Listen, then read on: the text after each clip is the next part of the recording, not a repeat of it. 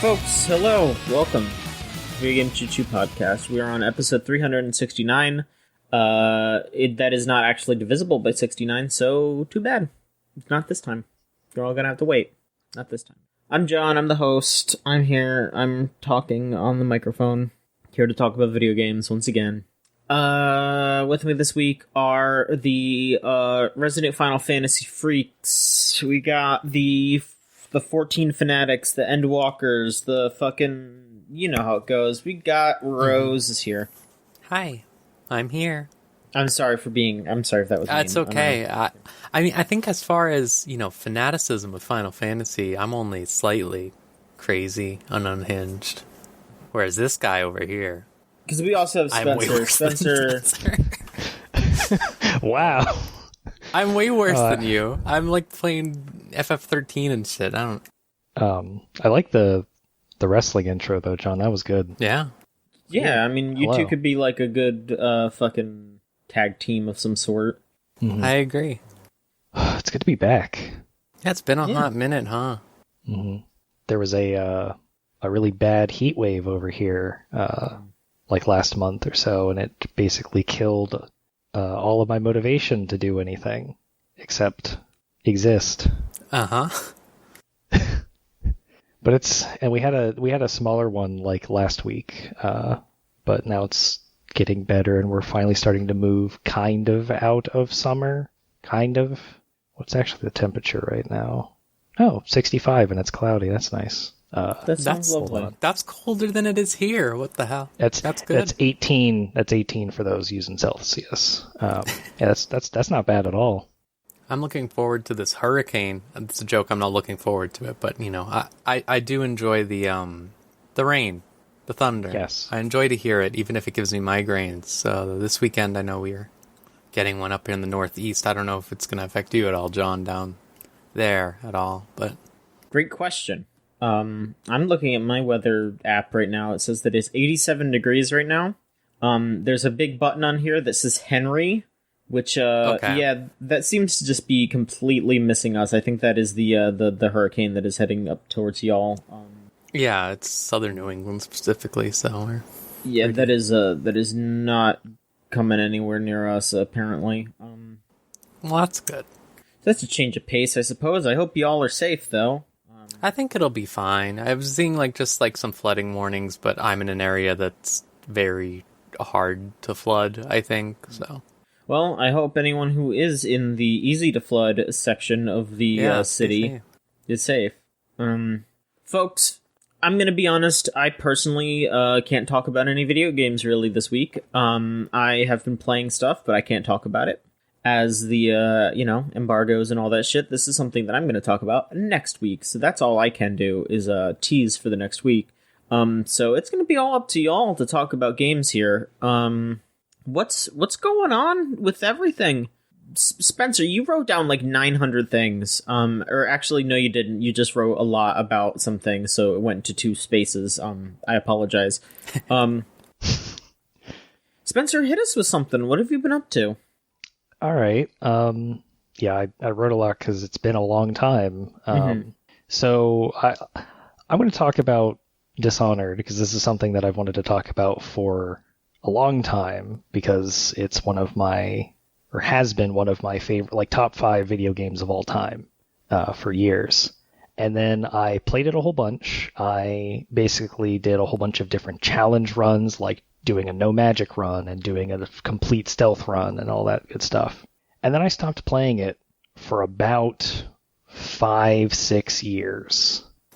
And at the time, I remember going, this is the greatest stealth game of all time. I don't need to play anything else. It's just perfect. It's everything I could want. And then they released Dishonored 2, and I basically just didn't play it. It was always on the list of, I need to play this game eventually. I need to play this game eventually. And it just I never got around to it, despite the fact that it's been sitting there staring me in the face the whole time. I'm just nah, I need to play through I got to play through the first game to get the context for playing through the second game. So then, before the horrible heat wave hit, I was playing through Dishonored 1 and its DLC, and coming back to it was actually really rough. I don't know how common this is for other people, but it's really weird to like say like this is one of my favorite games of all time, and then you go back to play it and you're just completely frustrated every time because you are not as good at the game as you were when you were like really big into it. Like I kept getting detected and kept breaking stealth and just like having a whole bunch of real like yakety sax like bad moments just happen all over again, and I would just turn off the game immediately and just quit like 5 minutes in, which I usually don't do outside of like puzzle games like Baba Is You, where it's like I can't think about this puzzle's breaking my brain, I need to turn it off, and then I come back 2 minutes later and realize, oh shit, I figured out the solution. But I kept with it and playing through Dishonored 1 again. This time I was just going for a do whatever I want run. Like I'll kill some people, I'll not kill other people. I'm not concerned about doing everything super accurate, but I am trying to be as stealthy as possible. And it's still pretty good. I still enjoyed it. But it still had like really big severe problems. It's a game where it's like you have like 20 different tools and weapons and stuff at your disposal, but only 2 of them are useful for doing non-lethal runs. And so it's very boring if you go that route.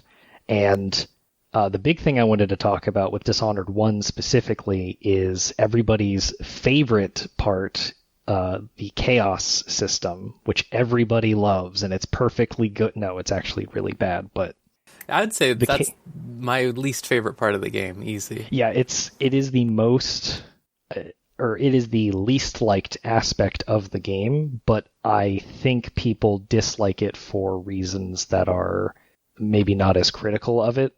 Because usually what people say with the chaos system, which I will give an overview here for people who haven't played or don't know, when you start the after the tutorial mission, you start the first mission of the game. You start in the level, you walk like 2 feet, and then it says like there's a chaos system. If you do like good actions, you'll get a less bad ending, and if you do bad actions like kill a bunch of people or leave bodies around and everywhere, then you'll get a more chaotic ending. So you have a scale of low chaos and high chaos that you have to balance through your playthrough.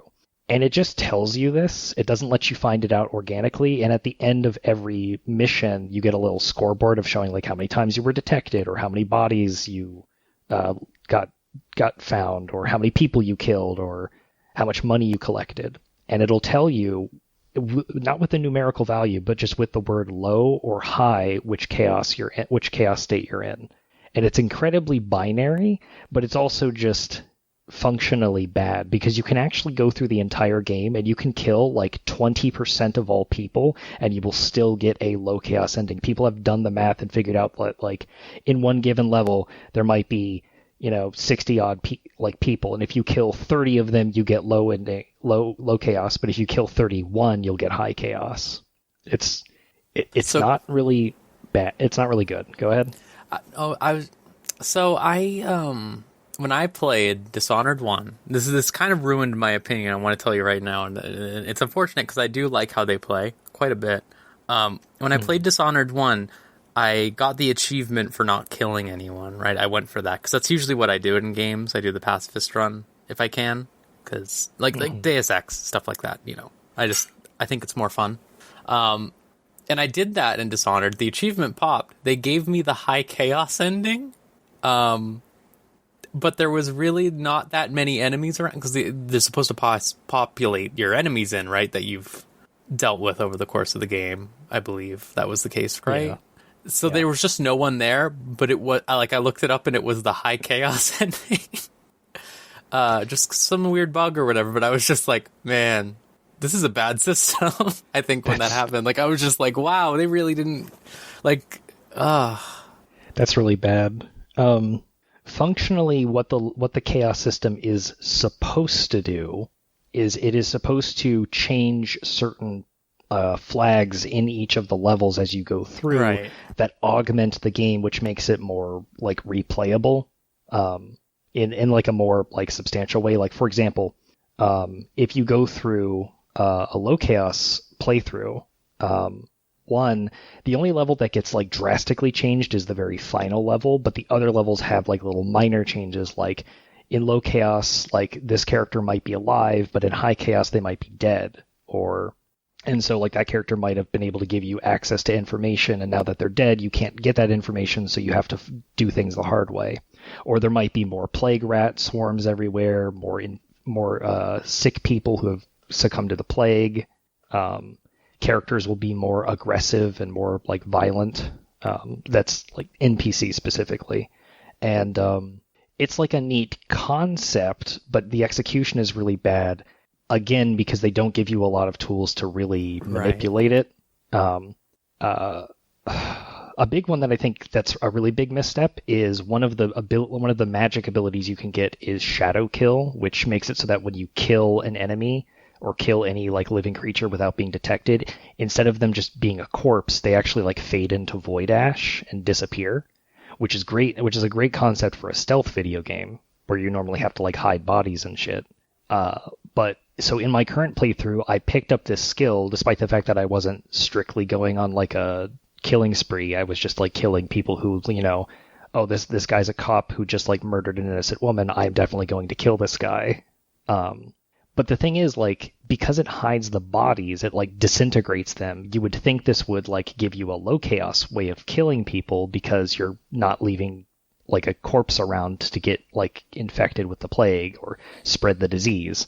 But that's not how it works. It doesn't matter. It's just like you kill anybody, that's bad, and you get pinged with high chaos, and it's very incongruent with how the actual like mechanisms of the game would work.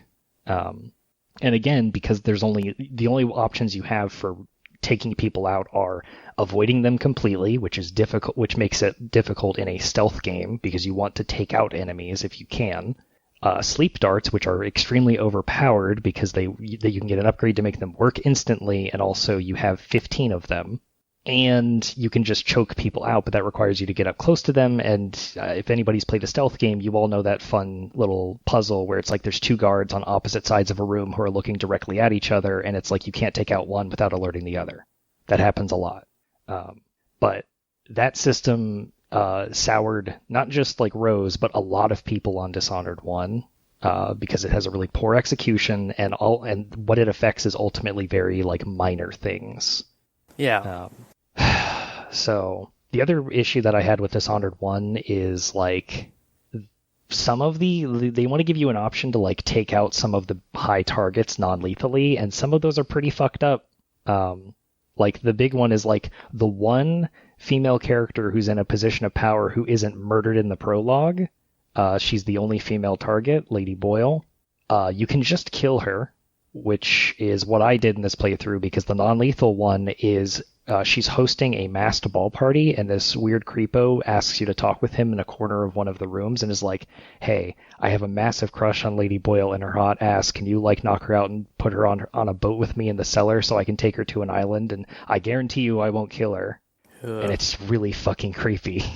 So I think actually in this playthrough I killed her right in front of him, just to show that I didn't care about him. You're less twisted than that guy, clearly, if you do that. But so yeah, like all of the women in the game are like chambermaids or sex workers, or they're just like service people. I don't think there's there might actually in that masked ball party there are like noble women, but it's just kind of like, old video game design of like, can't have women in power. Just that like weird idea where if you're making a period piece, you have to be beholden to the patriarchal rewrite of what that time was really like, right? Like that is what it feels like. Yes, which makes the DLC much better, because the DLC's got 6 missions, and all but one of them have like a prominent female character who like are in positions of power. Like the main antagonist is a witch who like runs a coven which is all women. And so like the DLC does a good job of actually giving women agency. Like there's a woman who's like the first mission is there's a woman that you have to like, you don't have to rescue her per se, but you can help her like overthrow this shitty company owner who is forcing his workers into destitution because they're trying to strike to get actual rights, and you can help her like basically torture him or like overthrow him and stuff. So it's pretty good. The other thing that always struck me weird with Dishonored 1 is like there are no people of color aside from in the DLC. There's your second in command, Billy Lurk, is a black woman, but the game is incredibly white, which, again, going back to the period piece thing, it's like, okay, I get that like the art style for this game is based off of like old-timey like British like artwork and stuff. But especially like when they're relying on this idea that it is representing that imperialist scope, right? Like that's like, I feel like that's part of the crux of it. Like they're going for very imperialist aesthetics and stuff like this idea of that time period. To do that is just so insane to me. And it's weird too because like the main character isn't from the main isle, which is supposed to be like Great Britain, like the main island. Yeah. He's from like a more like, I guess it would be more like Spain inspired area, Serkonos. And then there's another character who's from Tivia, which is up north, which seems to be like a weird cross between like Iceland and like Japan ? It's weird. Because a lot of these places you just like hear about and they talk about it, but you don't really get a good idea of what it's like there. Like, I only say Japan and maybe Iceland because of like the names of cities on a map of that region. So, but I could be totally wrong on the cultural touchstones for those areas. But again, like they say these characters are from these places, but they still look as white as everybody else, which is a bit weird. But overall, Dishonored 1 was pretty okay. I still liked playing it, but going back to it, I don't think I would, because immediately after finishing the DLC, I actually went back and played Dishonored 2. And holy shit, does that game blow Dishonored 1 out of the water. Mm-hmm.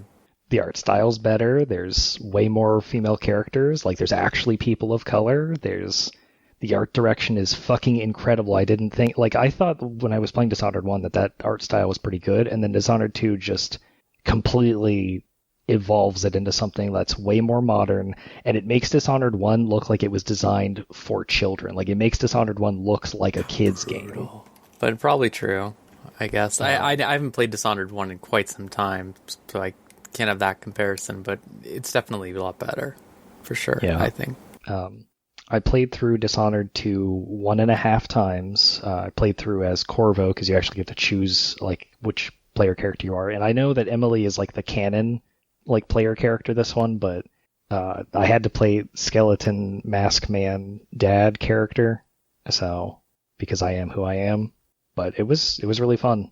They give you way more options for taking out people non-lethally, and you can actually do like multiple different kinds of playthroughs. Like you can do a no stealth kill everybody run, you can do a high stealth kill nobody run, or high stealth kill nobody run, or kill everybody run. Like it actually has like a little graph of showing you like where on like the scales of like an x-axis of like no stealth, high stealth, and a y-axis of like non-lethal to lethal, and it's like it actually like it doesn't feel like it penalizes you for playing how you want to play, and the chaos system's still in there, but it's done much more organically. So it's good. All right. So thinking about Dishonored 2, I mean, I've spoken about this with you before, Spencer, I think. Like, just my main problem with the Dishonored games, it sort of comes back to those problems you listed with Dishonored 1, is just the politics are really weird. Like, really, really weird. Not in, like, an actively bad way most of the time, just in, like, a really weird, like, it's clear that wasn't really thought through too much. You didn't touch Death of the Outsider, did you? I have not yet, no. Okay, I've heard that's really good. I'm really interested to... I have it downloaded, I just haven't done it. I think it's just, like, the whole narrative... I think Dishonored 2 was coming out around that time period where people were criticizing this a lot. Like, it was one of, like, 8 games that year where the tagline was, like, take back your throne, or whatever. And I don't think it has enough to say about that. Like, that concept. Like... Yeah. It just sort of does it straight. Like, really straight, and it's really weird. It's not great. Like, Dishonored 1's politics were basically, it was bad of this man to try to, like, because Dishonored 1's plot is the Empress gets assassinated not as like a deliberate coup. She gets assassinated because the second in command was trying to eliminate the homeless problem by introducing a virulent plague upon the city that would obviously only attack and kill off the homeless people, except it's a rat plague which spreads really quickly, and then it turns out to be a big problem. And the reason he has the Empress assassinated is because she was coming close to finding out that he had caused the plague. Which that's an interesting twist of normally in this kind of story you would think that the Empress was assassinated because this guy wanted to obtain more power in the government, but actually it was just kind of it was a plan B option and they didn't really have a choice. But the politics of the game are just kind of fascist governments are bad and are just harmful, which yeah, but it doesn't the ending is basically you put the rightful heir to the throne on the throne, and then the plague is cured and everything is happy if you get the low chaos ending. And if you get the high chaos ending, then it's you put the rightful heir to the throne and she continues those fascist dictums, which the low chaos ending is the canon ending, which leads us into Dishonored 2. But Dishonored 2's plot is, oh no, you have, I'm going to go with the canon thing where you're playing as Emily. Oh no, you've been deposed by the witch from the DLC, who's back again despite being banished to the Shadow Realm, and she's taken your throne and turned your dad into rocks, and you have to, flee and, take out her, supporters on this, far-off island, and then hopefully return and take back your throne, and all the while you're learning that, hey, maybe you're kind of bad at being a leader because you're not paying attention to all the shit that's going on in the regions that you supposedly have power over as being the Empress. But again, it doesn't really explore the ramifications of when you the ending of the game is you banish or kill the witch and then you get your throne back, and it's not really interested in talking about any sort of changes that would go functionally, because there's actually a moment where when you're on the second to last mission, you're taking out the Duke of Serkonos, and it's kind of funny because you can just kill him, or you can actually have his perfect body double pretend that he's the real Duke and get the other Duke thrown in jail or whatever. And when you're talking, at least with Corvo, as I was playing him and I got this far, you're talking with him and he's just look, I will do this, but you have to be when you get Emily back on the throne, you gotta add some policies to make sure that shit down here gets help, because it's really bad, because there's a blood fly infestation, and there's really bad capitalist situation going on with the mines. Because the Duke was basically forcing people to work mines to kind of get as much silver as possible, which is how he came to power in the first place, which is neat, but they don't explore it at all. But I agree with you in that the Dishonored games are they're really good at world building, but they're not really good at actually exploring the ramifications that they bring up. Yeah, definitely. Anyway, I'm going to stop talking about Dishonored now because it's been almost half an hour. I mean, those are big games. They're not actually those big games. They're 8 hours long. But I mean, it takes me 3 hours to get through one. Titanic. It took me fucking 3 hours to get through the really cool mansion level, not the one that has the Clockwork Soldiers, the actual good fucking mansion level in that game. Quicksilver Titanfall 2 level. Yeah. Right. Yep. So. Insane that came out at the same time. That's so crazy to me still. That is probably one of the things in game design I'm just well, how did that even happen? This came out a month apart, those Dishonored 2 and Titanfall 2, and they both did the same level. What the fuck? It was good. It was good, yeah. It's just crazy. I don't know what happened to my voice. It's okay. Rose, do you want to give your voice a small break, or do you want to go ahead?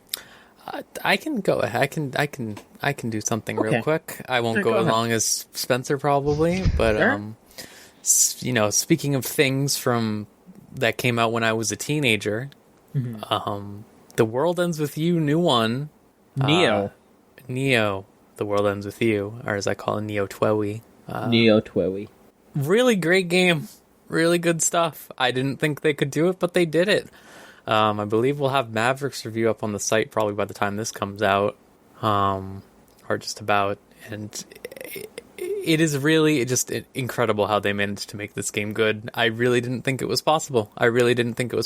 Because the original World Ends With You is this, like, it's not just like a time capsule of like what that era of like fashion and aesthetics were like what was considered trendy and cool and emo and stuff like that.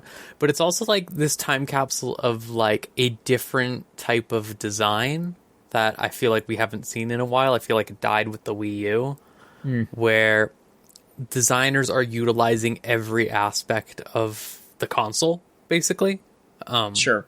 Like, the World Ends With You 1, like, you use the microphone for the DS, you use the touch screen, obviously, you use both screens for combat, they do different things, you use the buttons for different things, you put it in sleep mode to do some things, you ping it off of Nintendo Wi-Fi connections randomly to do some other things, you do stuff with friends lists, like, you put it, like, every time you turn it off, it uses the system clock. Like, it uses every piece of that hardware, basically, is what I mean. Like, it perfectly, interestingly, like, really cool.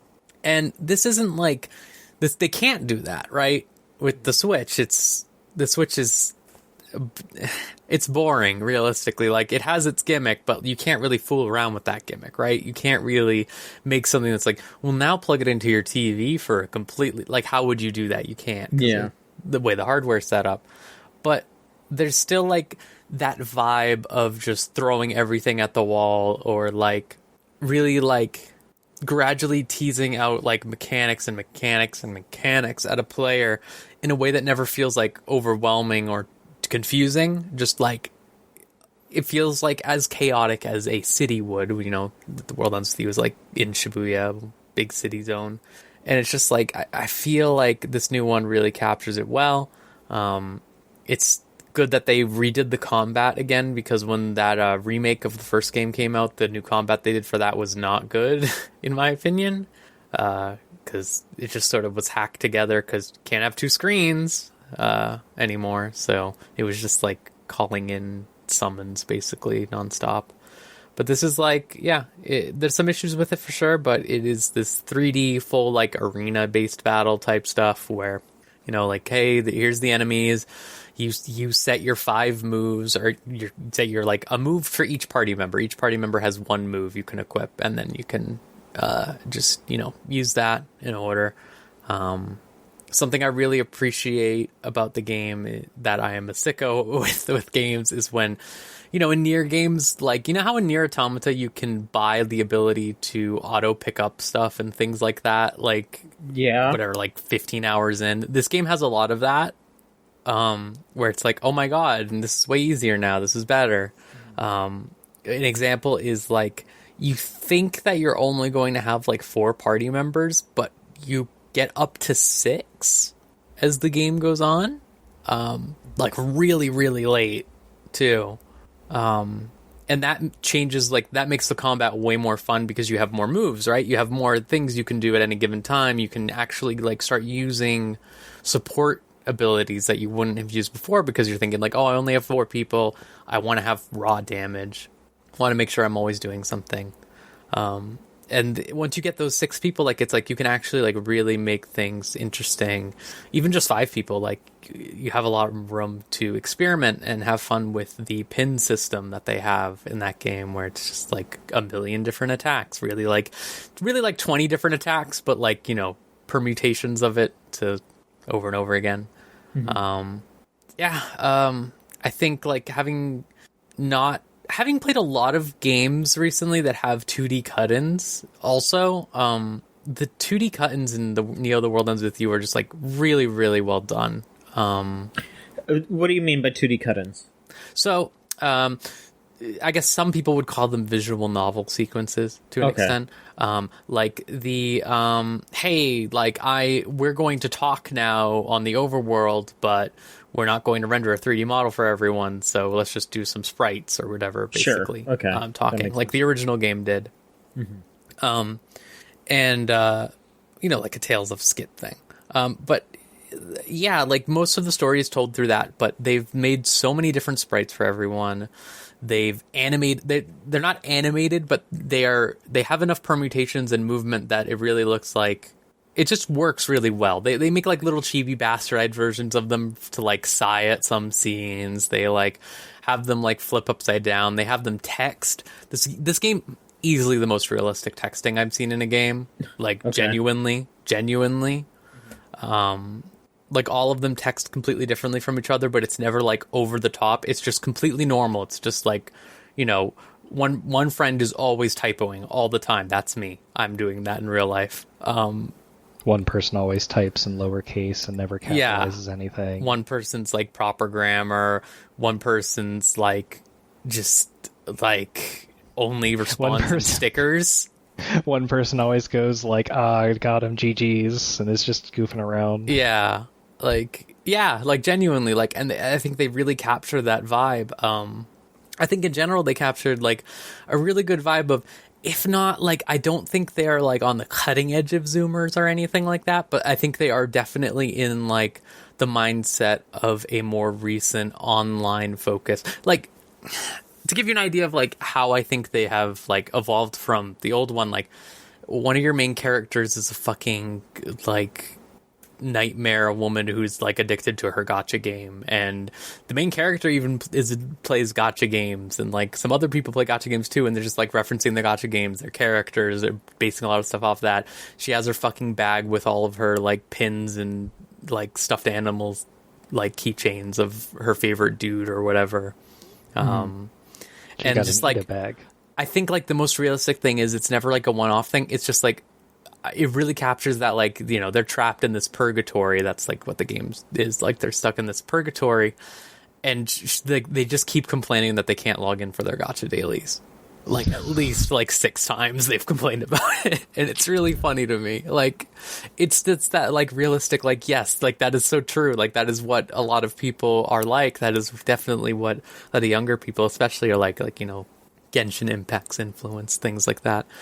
But yeah, I'm just been very impressed. I didn't think they could pull it off, but I'm getting close to the end of the game now, and I wouldn't say it's like anything like the Dishonored 2 where you say like, wow, Dishonored 2 is so much better than Dishonored 1. It's not like that at all. It's just like, this is a slightly different thing in the similar vibe of this thing from 14 years ago. That is just, it's incredible how they managed to capture that vibe and turn it into something new. And I doubt that, you know, I have like 4 hours left of the game. I doubt in those 4 hours they could like burn any goodwill, really. I had a really great time with it so far, and I'm looking forward to finishing it because, again, Nomura's, he's got my ass. We know this. Kingdom Hearts, etc., but like really, like, to see him actually work on a game that isn't Kingdom Hearts after all these years, or, you know, one of his other legacy projects like Final Fantasy VII and stuff like that, to work on something genuinely new. Like, this is like based off of something, but it's still genuinely new, you know, comparatively. Like, it has one thing to base off of.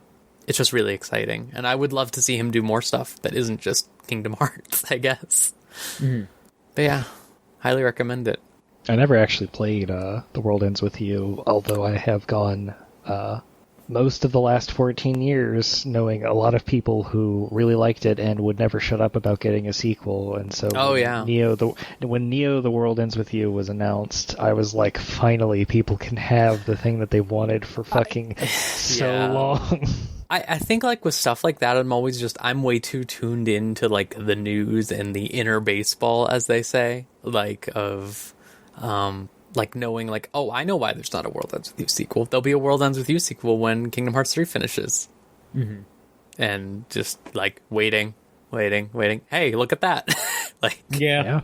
Like, it was really just that. Like, so that's how I always feel when people are like, I need this new game now. Silent Hill people, don't ask for that ever again. Please. We're getting Bloober now. Rest in peace. But yeah, I'm not only glad that people got a new The World Ends With You game, I am glad that it is as good as everybody else has been talking about it. Like, it's not that, oh, they just like churned out this whatever sequel because there was a lot of hype for it, and it ends up being really bad, and then it's like, oh God, we monkey pawed this one, but I'm really glad that it's actually enjoyable.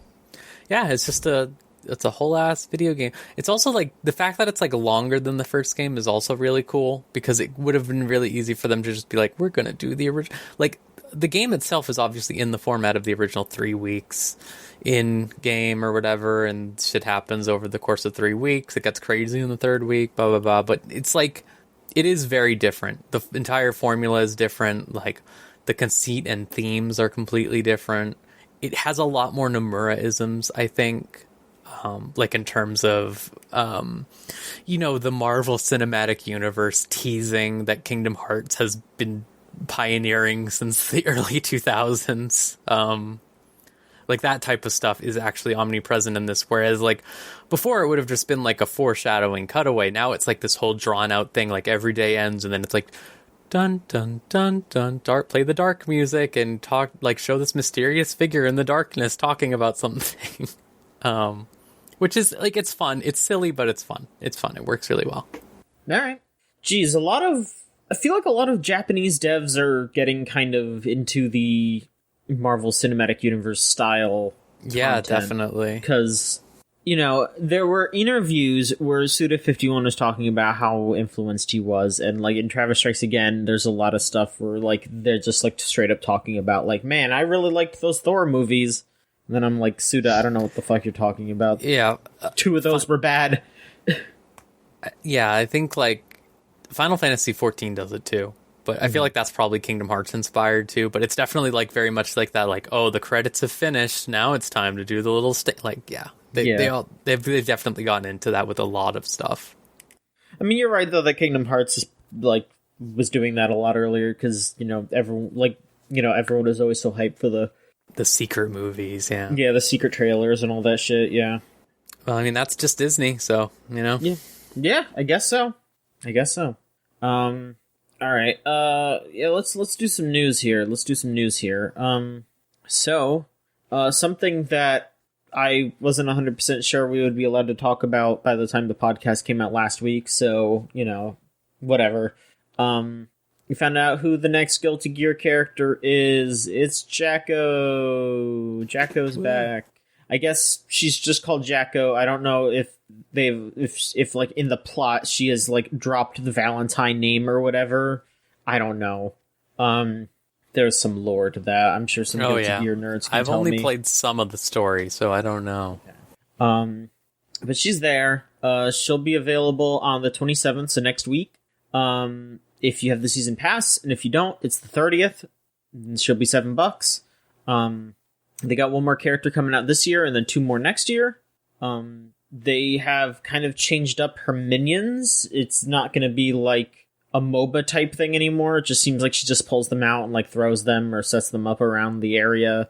She kind of seems like she plays maybe a little bit more like Venom now. Maybe not exactly like Venom, but, like, kind of similar to Venom. Yeah, she looks fun. I think that's cool that they, like, mixed her up a bit and made it less that, like, because people really like Jacko as a character, but I feel like she was just way too, like, overly technical in Exerd. Sure. And so this just seems like a good middle ground. Like, she definitely still seems technical, but it seems way more reasonable. And then they also put Biken in Sam Show, which nobody's playing that game, so it's kind of unfortunate. Perfect fit, right? I mean, it is a perfect fit. Biken. Yeah, I mean, people like Biken. People love Biken, but they don't play her, I think is what I've always heard. Yeah. It's a real shame that they basically put her in, like, a game that is, like, absolutely perfect for her, and it's, like, nobody's going to play it because that game has such bad online. Yeah. Real shame. But yeah, there you go. But this is also lining up with a leak that has been going around because there was a data mine. Data mine. Why did I forget the word data mine? I'm always talking about this shit, okay. And I fucking forgot the word. So I'm pulling it up. So there was the initial data mine, which is what people think the first set of DLC is going to be, because Gold Lewis and Jacko were in there. The other characters are That Man, Happy Chaos, and Jam. But there was also another leak where people found some more like audio files for Slayer and Biken. So, like, I don't know, maybe those characters will be in season 2, maybe they'll be in this season, and then, like, maybe some of those other characters will be in the next season. Who knows? But, I mean, you know, Biken and Slayer seem to be, like, pretty easy picks anyway, you know? Like, they did say that they, like, want to try to get all the, like, as many of the old characters as possible in this. Yeah. So, you know, it would be, like, zero surprise that Slayer and Biken are coming back. But also, yeah, I bet they do want to get, like, That Man and Jam and Happy Chaos in there, especially those last few, because those are, like, new characters. But yeah, that's that. Next up here, hey, folks, do y'all like Skyrim? Yes. Do you want to play Skyrim again? Yes, I've actually been thinking about replaying it. Do you want to play it in a new way again? What, you mean like with a racing wheel, or like on a new platform? On a new platform and with new features. Okay, tell me about these features. So, Skyrim is going to have an anniversary edition, which is different from the special edition that came out 5 years ago. Because there was the original version, which is going to be 10 years old this November, and then the special edition is 5 years old. So now they're doing the anniversary edition, I guess, to celebrate both the 10-year and 5-year, you know, they're just going for it. But yeah, they're doing Skyrim Anniversary. This is for PS4, PS5, PC, Xbox One, and Series X. They will have all the expansions, all the enhancements, all that stuff. There will also be a next-gen console upgrade for free. So, you know, you can just do that. You don't have to worry about that. It comes with over 500 Creation Club elements. So, and some of those are pretty good, apparently. Yeah. I've been told from Skyrim experts. And also, the big new thing is they have added fishing. Insert audio of me screaming and pogging the fuck out. Because I'm not Everything's adding fishing. Recording. Genshin's adding fishing. Yeah. It's the thing now. Everyone knows. Everyone got really pissed off when Breath of the Wild came out and you had to catch fish by attacking them. And they were like, oh man, I love fishing, and now I can fish in Skyrim. Finally. Wait, 10 years for this. Hold on. It's been a while since I've actually played Skyrim. I believe there's actually like a fishing like pole like item in the game. It's just not usable. It's not usable. It's just a prop. I don't even know if you can add it to your inventory. Like I think you can add brooms to your inventory, but you can't like equip them. They're just like a miscellaneous item. Honestly, I'm surprised that it took 10 years for them to add fishing to Skyrim, but I have to assume that fishing is something that they have put in Elder Scrolls 6, and they were just like, we'll put it in Skyrim because it's... Just throw it in. We have the code. It's all built on the same shit anyway. We know how to put it in, so we'll just throw it in there. See, now I'm torn because it's like I wanted to play like Skyrim. I wanted to start playing Skyrim like 2 weeks from now, and now it's like I gotta wait until November to play it because I don't want to like play it in August, September, and then turn this out. 2 weeks later, I can do the same shit, but now there's fishing involved. You know? Yeah. Let me see what the. Because I have to assume it's coming out on November 11th, since that's the anniversary date. That is the day. It does not say if you get the anniversary edition, if you already... I'm trying to see how you get it if you just already own Skyrim, because I'm sure, you know, people have bought... they've bought Skyrim on multiple systems and, you know, have the special edition and all that. I mean, at the very least, if you buy the PS4 version of the Anniversary Edition, you can upgrade it to the PS5 edition for free, but it doesn't say what you need to do to get this Anniversary Edition. I don't know.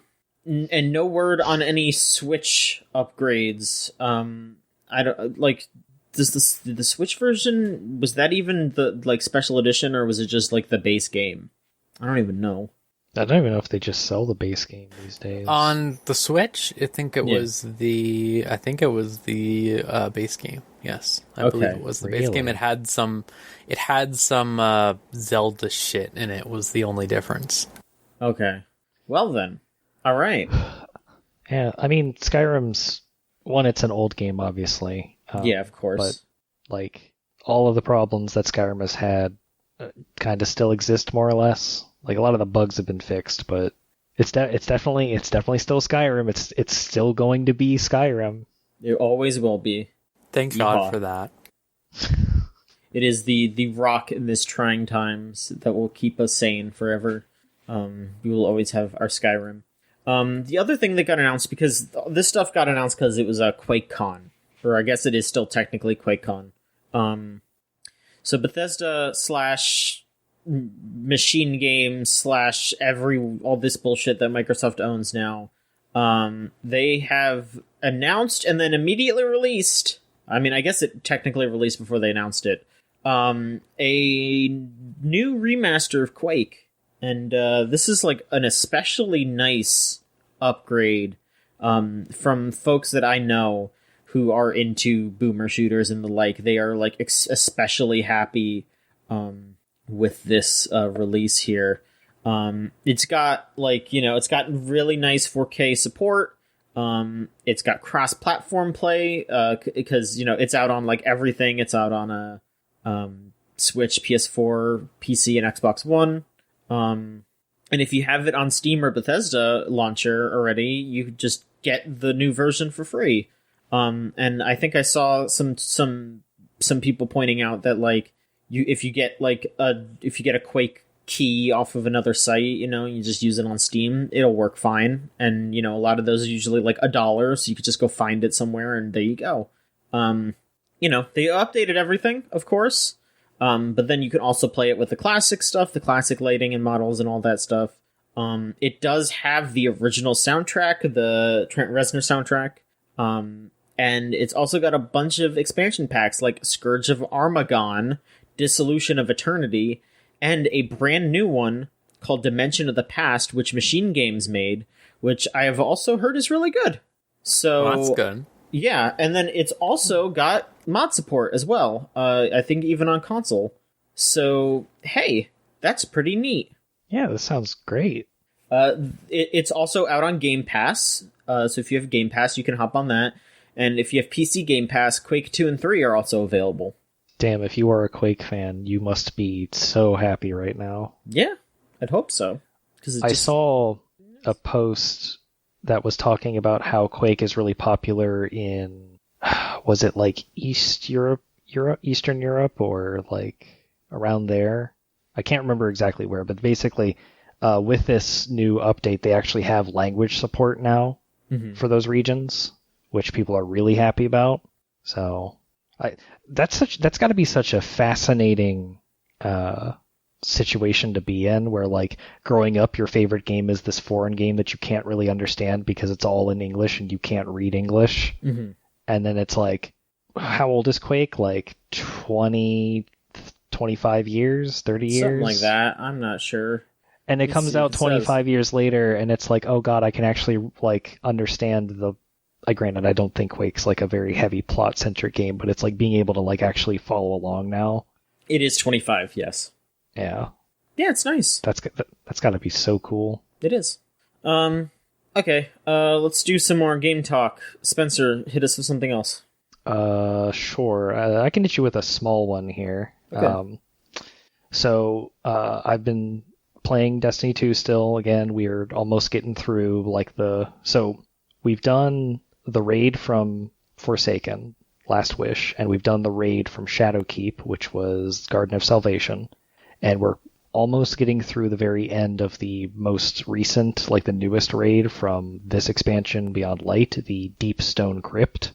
We're on the final boss, and we just have to we're at the point now, because before, anytime we got stuck on a raid, it was a case of having to figure out what we needed to do, or being able to execute it without getting killed.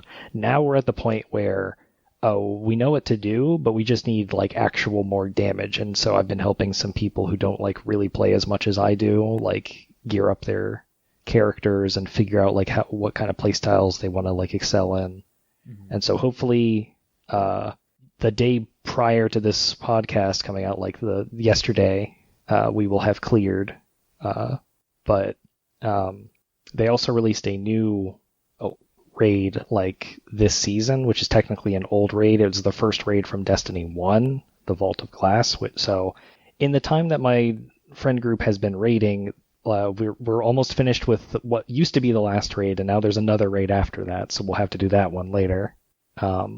But this season I didn't really play as much as I have in the past, and it turns out that I basically missed a season where they actually decided to do some plot things regarding like, one of the enemy factions is now like in the last city with all the humans, and it's learning about coexistence and stuff. So they brought back a character and then like killed them off because they got tricked into summoning a bunch of evil robots into the city. And it's all this stuff is leading up into their next expansion, the Witch Queen, which is going to be out around November, I have to assume. But one of the changes that they are going to be making for next season, which leads up into that expansion, is that they're making players have infinite ammo in the game, which is very interesting for a shooter to have.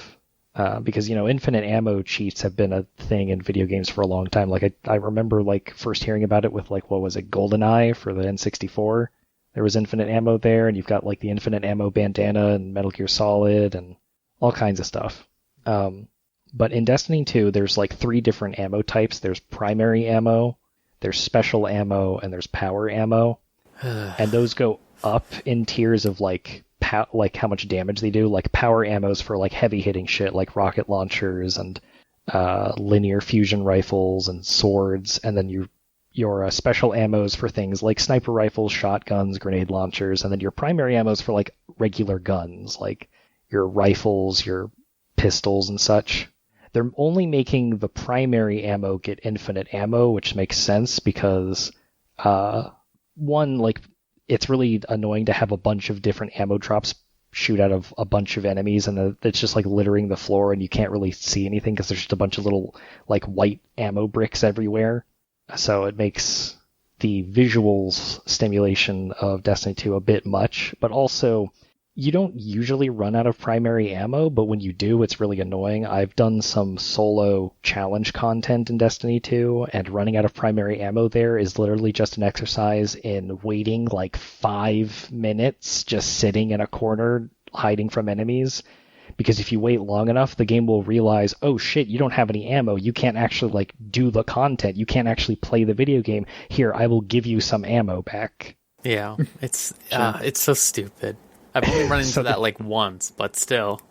But like apparently people were running into it in very rare situations in PvP because they would just go on a tear and kill a bunch of people with their primary weapon, and they run out of ammo because when you kill players in PvP, they only drop the green special ammo. They don't drop primary ammo. So it's absolutely possible for you to run out of ammo in PvP, and then it's like, well, you're fucked.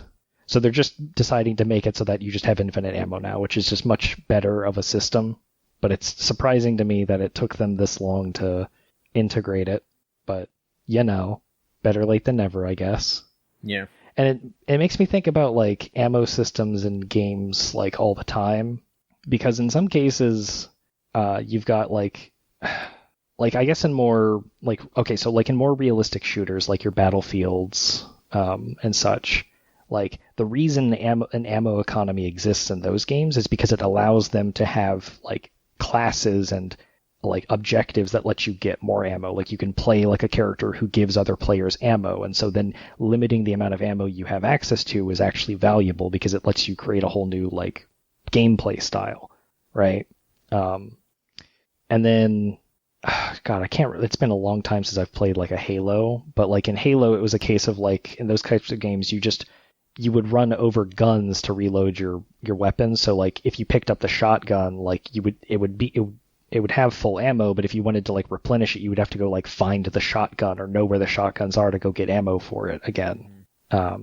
And in Destiny 2, they just decided to like, consolidate ammo into 3 different types, and then they just made weapons use specific types of ammo.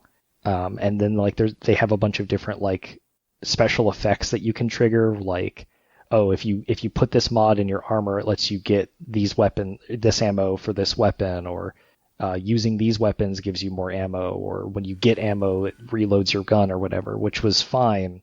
But honestly, like, because if going back to Dishonored real quickly, remember how I said that the sleep darts, you had like 15 of them and they were really overpowered? In Dishonored 2, they decided to make it so that you could only carry 5, so they were not as powerful and they were way more valuable as a result, since you only had 5 of them. But it's just such a weird change that makes a lot of sense, but it's really dumb how we got here. So, but that's my Destiny 5 minutes. Okay. I don't think I'll ever go back to Destiny in a substantial way. I think I'm too far out now. I did some raiding. I did I think the last one I did was the, what is it? The one of the Vex ones. Garden of Salvation? Was that in Shadow Key? Yes, that was in Shadow Key. Yes, I did that one. That raid was sucks. fine. I hate that raid. I hate that. Yeah, I didn't like it too much. I liked some of the fights in it, but the last one was... the last one was really rough, yeah. We actually just cheesed the hell out of it because the boss broke. Oh, yes, I've seen that happen. I've heard of that. And we just had an infinite damage phase. It was very funny. We were so done because that tether mechanic in that phase or in that whole dungeon just sucks.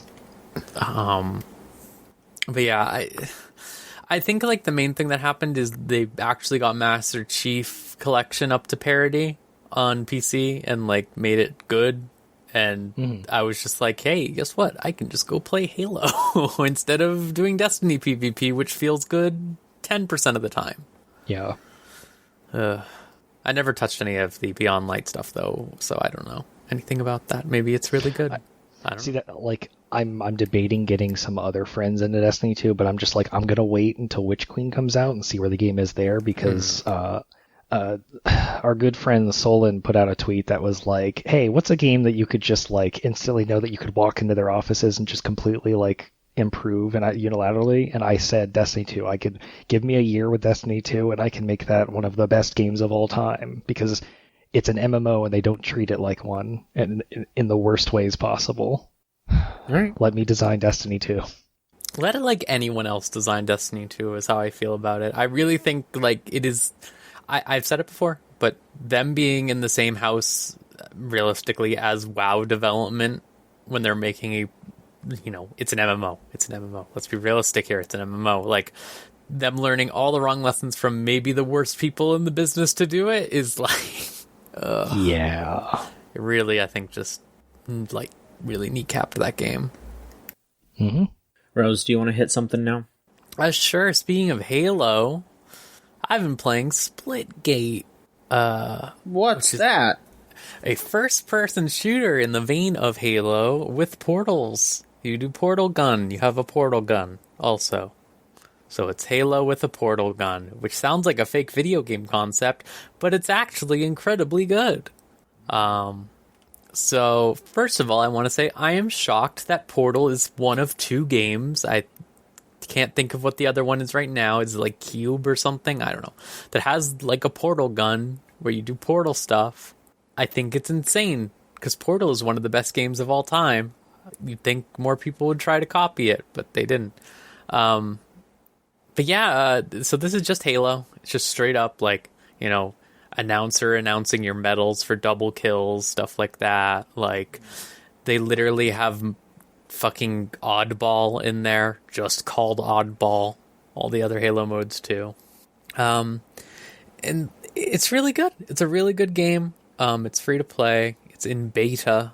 They said it will be an open beta for the foreseeable future, since they didn't think they would get this many players right now, because it's kind of been the new hotness recently. But yeah, it's really fun. It feels like Halo, except it has a little jetpack, which is fun. But all the guns feel like Halo. It has the battle rifle straight up. It has, like, every Halo gun you can probably think of. Instead of an energy sword, they have a giant bat that you use to hit people, which is fun. Pretty good. Yeah, it's called the BFB. The big fucking bat. Yeah, it's pretty good, I think. But yeah, it's a really fun game. I think it really captures that Halo vibe in a way that no other game other than Halo has for me. Like, Destiny's come close, like I said, but this is just dead ass. Like, this is just Halo. This is just Halo. Destiny was like, we want to take like the concepts we learned from Halo and make our own thing because we can't make Halo anymore. This is just we just want to make Halo but with Portal. It's so like it's something I've talked about recently was when I was playing some Chinese games like Genshin Impact, for example. It's just like this, like, I love to see when they wear their inspirations on their sleeves, and this is like the definition of that, right? Like, we're just making Halo with a portal gun. The portal gun itself, because I really haven't talked about that. I haven't used it that much because I'm a Halo sicko, obviously. So I'm more focused on just doing the traditional Halo stuff, doing a little bit of the jetpack stuff and stuff like that. But the portals are really cool because basically you can fire through them. So you can set up a portal on a wall and then set up a portal on like a different wall, and then you can just aim through your portal, like waiting for someone to walk by and shoot them, which is really fun. If enemies have their portal set up, it will flash when they're in front of their portal, so you can just shoot back through their portal to shoot them. And it's fairly generous with that. It's pretty much like if you shoot into it, you're like, it's almost the entire hitbox. Yeah, like, I think my only complaint, but I don't know how it would work very well, is like, you know, when you think of the portals from Portals, you think about the, like, the inertia, right? The physics behind it. Like, you go through it fast or whatever, and then you keep going fast and fast. This is very much you go through the portal and then you're just, like, flat, normal gravity again. Which I guess makes sense because you're in a power suit or whatever, but... Sure. It takes getting used to. Yeah, if it would feel jarring if you went from Portal to this game. Yeah, exactly. I think the reason people, like, because, you know, everybody kind of unilaterally agreed, like, back in 2010, 2007? Portal was 2007. Yeah, I think everybody was unilaterally in agreement of, like, Portal's a really good fucking video game. And then when you said, like, nobody has copied it, really, I'm just like, I think everybody was gun-shy about copying Portal wholesale despite it being a really good concept. Because there's always that fear of, like, oh, we're just copying shit. At least there was, like, back then, because a lot of people would get really angry if things were just, like, clones of each other. But nowadays, people are more open to that as long as... And, like, talking about, like, wearing your inspiration on your sleeve, I think people are more receptive to a game like drawing an inspiration from a thing, or even just taking a concept whole cloth from another game, as long as it does it in a way that's entertaining or interesting. Yeah. Like, I know a lot of people didn't like Genshin Impact because they played like the first 5 minutes and it did the pan over of like the whole region. It's like, that's just from Breath of the Wild, despite the fact that, like, it's just a cinematic. It's just cinematography. Mm-hmm. It's not. And then you play like the two games and they don't play anything like each other. Yeah, because one is good. No, I'm just kidding. Yeah, well, I mean, I agree with you, but no, but I think people are more receptive to that, and like I haven't heard anybody like pitching a fit about Splitgate just being not at all. Halo plus Portal, because the concept is good and the execution is pretty good. Yeah, I think my only complaints about the game is twofold. Sort of go ahead. One is that the UI is terrible, really bad. It is the most like, oh god, this is what UI has to look like if you're a shooter in 2021. Oh no.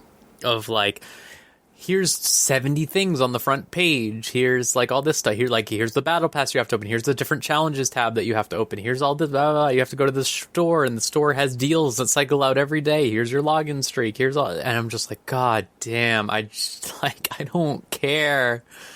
Loot boxes, stuff like that, you know. And that's like one bad part of it. And the other part of it is it has, I think, how do I put this?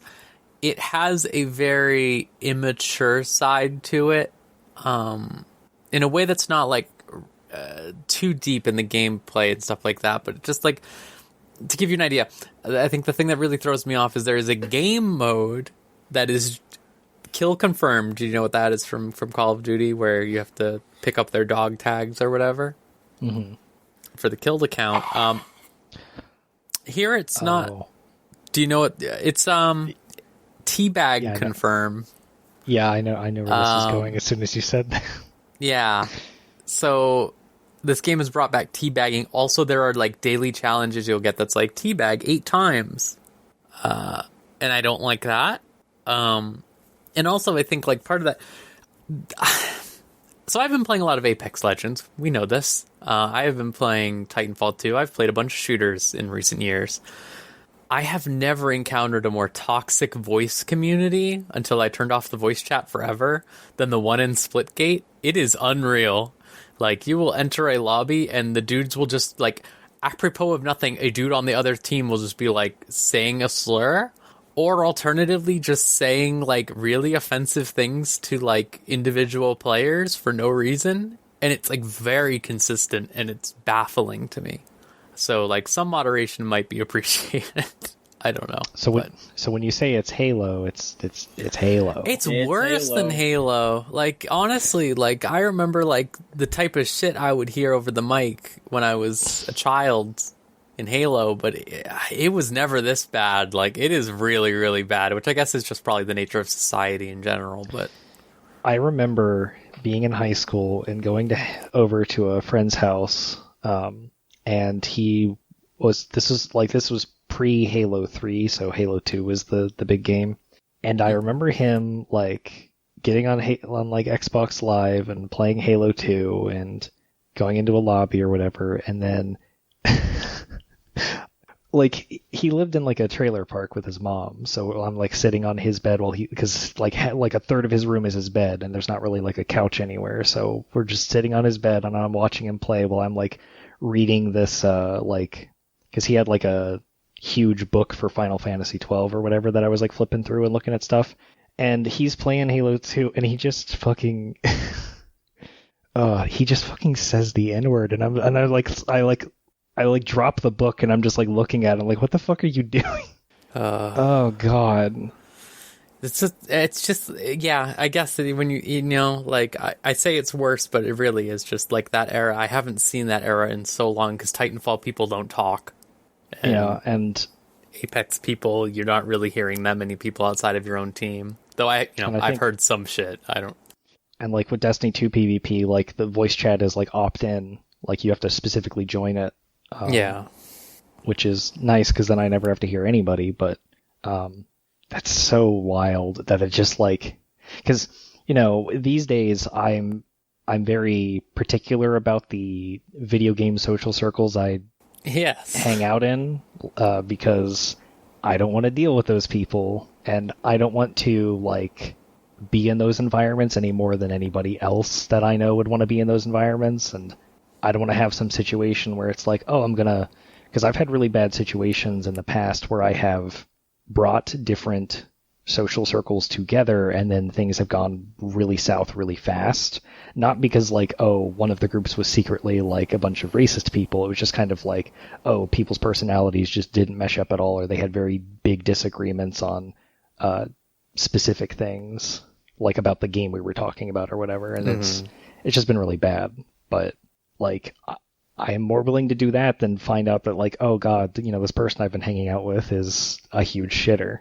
So, more moderation is definitely it's really tricky, but with that stuff, because it's like, how do you do that without like creating a police state to an extent? But it's very much like, I feel like you just have to create the vibe, like you have to create a fear in those people, and they have to know. Like, that's kind of what happened with Apex, I think, to an extent, is like, you put enough gay shit in the game and like a bunch of other stuff, and then like the most offensive people just leave. So, yeah. It's a pretty fun game though. Besides that, it is a pretty fun game. It is on like everything that's not the Switch. It's on like Xbox, PS4, and PC, PS5, I think as well. And it has crossplay. Ooh, that's good. So, yeah, I've been able to play that with everyone, which has been really nice. That's nice. Oh, yeah. So two things. I did see a video of somebody like setting up a portal like directly in front of them and then behind them, and then they use their sniper rifle to headshot themselves, which you can absolutely do in that game, which is really good. But the other thing is Destiny 2 is also getting crossplay next season, and how they're doing that is whatever your name is on your like Steam or whatever is going to be what your like Bungie account name is going to be. Okay. And they're going to do that thing that MMOs do, where you're going to have to like, they will have a service in winter where you can change your name, but it will probably be for a fee. How are we still there? But what's funny is like, if your name is offensive shit, they're just going to change it to like Guardian and then like a hashtag, kind of like if you're familiar with Discord names, it's going to be like the same sort of system where it's got a hash and then like a 4-digit number. But people on PC have been able to like use basically like a Discord emoji style of putting like icons from the game in their names, and that's also going to be taken out. Oh, but that's because on the consoles they don't have access to that, so they're having to standardize the names for everybody, which is a bit unfortunate. But I'm hoping this means people can go back to like having names for their characters at least. Because when I started playing Destiny 2 last year, they actually did away with that, I guess it was back when they broke away from, was it Activision or Blizzard? Yes. Activision Blizzard. Ugh. When they broke away from that, they just made it so that whatever your Steam name is your Guardian name. But like prior to that, I know that you had like specific names for your characters. So, but we'll see. But Splitgate having crossplay from the beginning is good. It's cool. More games should have it. I'm glad that Sony's finally shutting the fuck up, I guess, basically. I really genuinely believe that probably part of it was that Fortnite case, like, showing everyone that they were genuinely charging people for it. Mm-hmm. And they were just like, oh, uh-oh. Like, because, like, more and more, so many games recently have been crossplay. When I have a complaint with, which is what I was scared you were going to say about Destiny 2, Spencer, is just I'm playing Borderlands 3 with my girlfriend, and now there's just a giant Epic Game Store next to my name. And whenever we play, because they have to show what platform you're on, so it just says, Scarlet like, letter. It's awful because it says my name, and then it just has a giant thing that says Epic. And it just feels even worse playing Borderlands like that. Rosie Maria Epic. Oh, it's awful. It's so bad. That's so funny, though. It's terrible. Speaking of Fortnite, I want to talk about that. Sure. So, folks, Epic Games loves to rip people off. They love to do things that are just something else that someone else has done, but they do it themselves. And because they have trillions of dollars, they can up the, like, quality of it, quote unquote. But, they put a new mode into Fortnite that is called Imposters Mode that is just Among Us. And look, I know what you're thinking. Wait, isn't Among Us just like Mafia/Werewolf? They don't own the rights to that concept. Yeah, but it's dead ass Among Us. Like, they just basically used the map. Like, they used the map from Among Us and the language. They're using imposter and stuff like that. Like they are using the exact same stuff that Among Us uses. And the worst part is that Inner Sloth, the folks who made Among Us, have like really open like crossover stuff. Like, they are very ready to just, like, be like, hey, contact us. We'll partner with you. Like, they would have just, like, let them use the spaceship map. Like, they would have just let them do all this stuff if they just talked to them and, like, figured out some stuff. But instead, they're just stealing. Callum Underwood from Inner Sloth just straight up said, like, if you just ask and you follow some basic rules, it's fine. Like, they don't care. But they are instead just stealing, and it's fucked. It's like especially fucked when you look at the nature of Fortnite, which is millions and millions of licensing deals and all this other shit, and it's like, oh, we'll pay Ariana Grande to put Ariana Grande in our game. But we don't view game design as a legitimate form of art. We're just like going to just take that. You can just take that. It's just math. It's just math. We're taking it or whatever. Like that's that sort of mindset. That's just like, yeah, man. Imagine paying other game developers. That would be too much. Ugh. Yeah, fucking stupid. It's so stupid. I hate that. It's actually reminding me of. This is pseudo similar, but did y'all see that stuff about Roblox recently? I did not know. maybe, but go ahead. There was this really good video about from I think People Make Games about the monetization and like creation stuff that goes into Roblox, and basically it's this idea like Roblox recently became a public company. They're traded. However, like all of Roblox money is basically extorted, just almost all of it, because so Roblox, if you don't know, is a basically, how do I put it? It's just like player created worlds, right? It's just you're going between all these different games and stuff that are made by different people in the Roblox engine and stuff like that. It's a lot of like, oh, I designed like, I mean, most of it is like I designed a Danganronpa role playing room. Come in, all my teen friends, right? Like that's a lot of it. And all of those games and stuff like that have their own monetization. Use Robux on them, I believe they're called.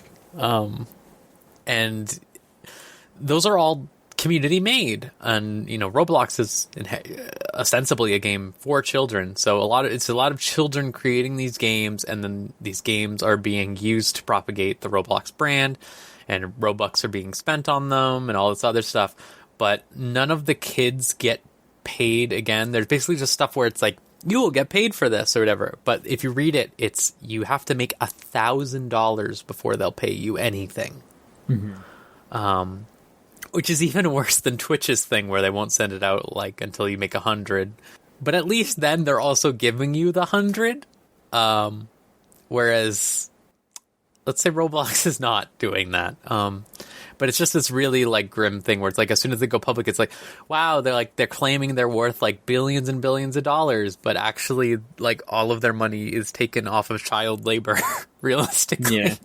And they're just, it's grim. It's really grim stuff. Bad. And I compare that to Fortnite similarly because it's just like, Fortnite is this nightmare game where it's just like fucking Ready Player One ass shit going on. And it's just, it sucks.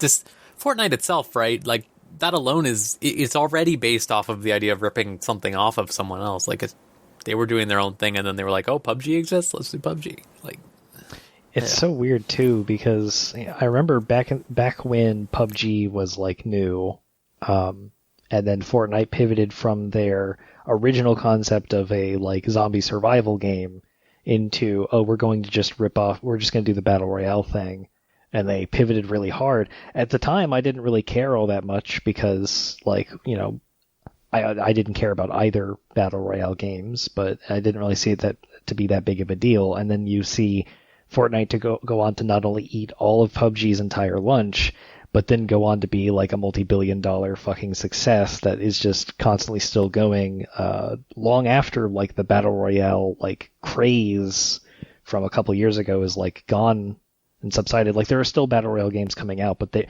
we're not having situations where every single game, like fucking Fallout 76 is having a battle royale mode or whatever, or Battlefield 5 having a battle royale mode. Like that doesn't. It's not nearly as widespread as it was a few years ago. Mm-hmm. And now it's like, okay, well, you doing this prior to you being successful was like, okay, whatever, but now that you're massively successful and you can't just be bothered to fucking ask the indie developers, like, hey, we saw like, look, Among Us is really popular and we really like it. We would like to do a collaboration with you.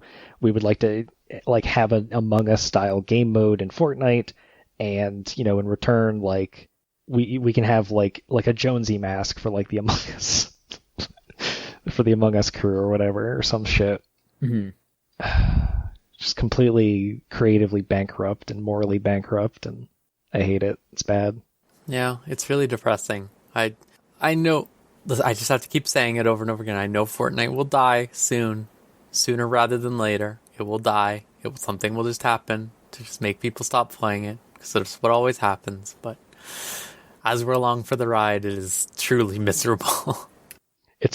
It's weird too because I remember like even 2, 3, 4 years ago, like I knew people who were really big into Fortnite and really liked it, and all of those people do not play it anymore. They basically got sick of it.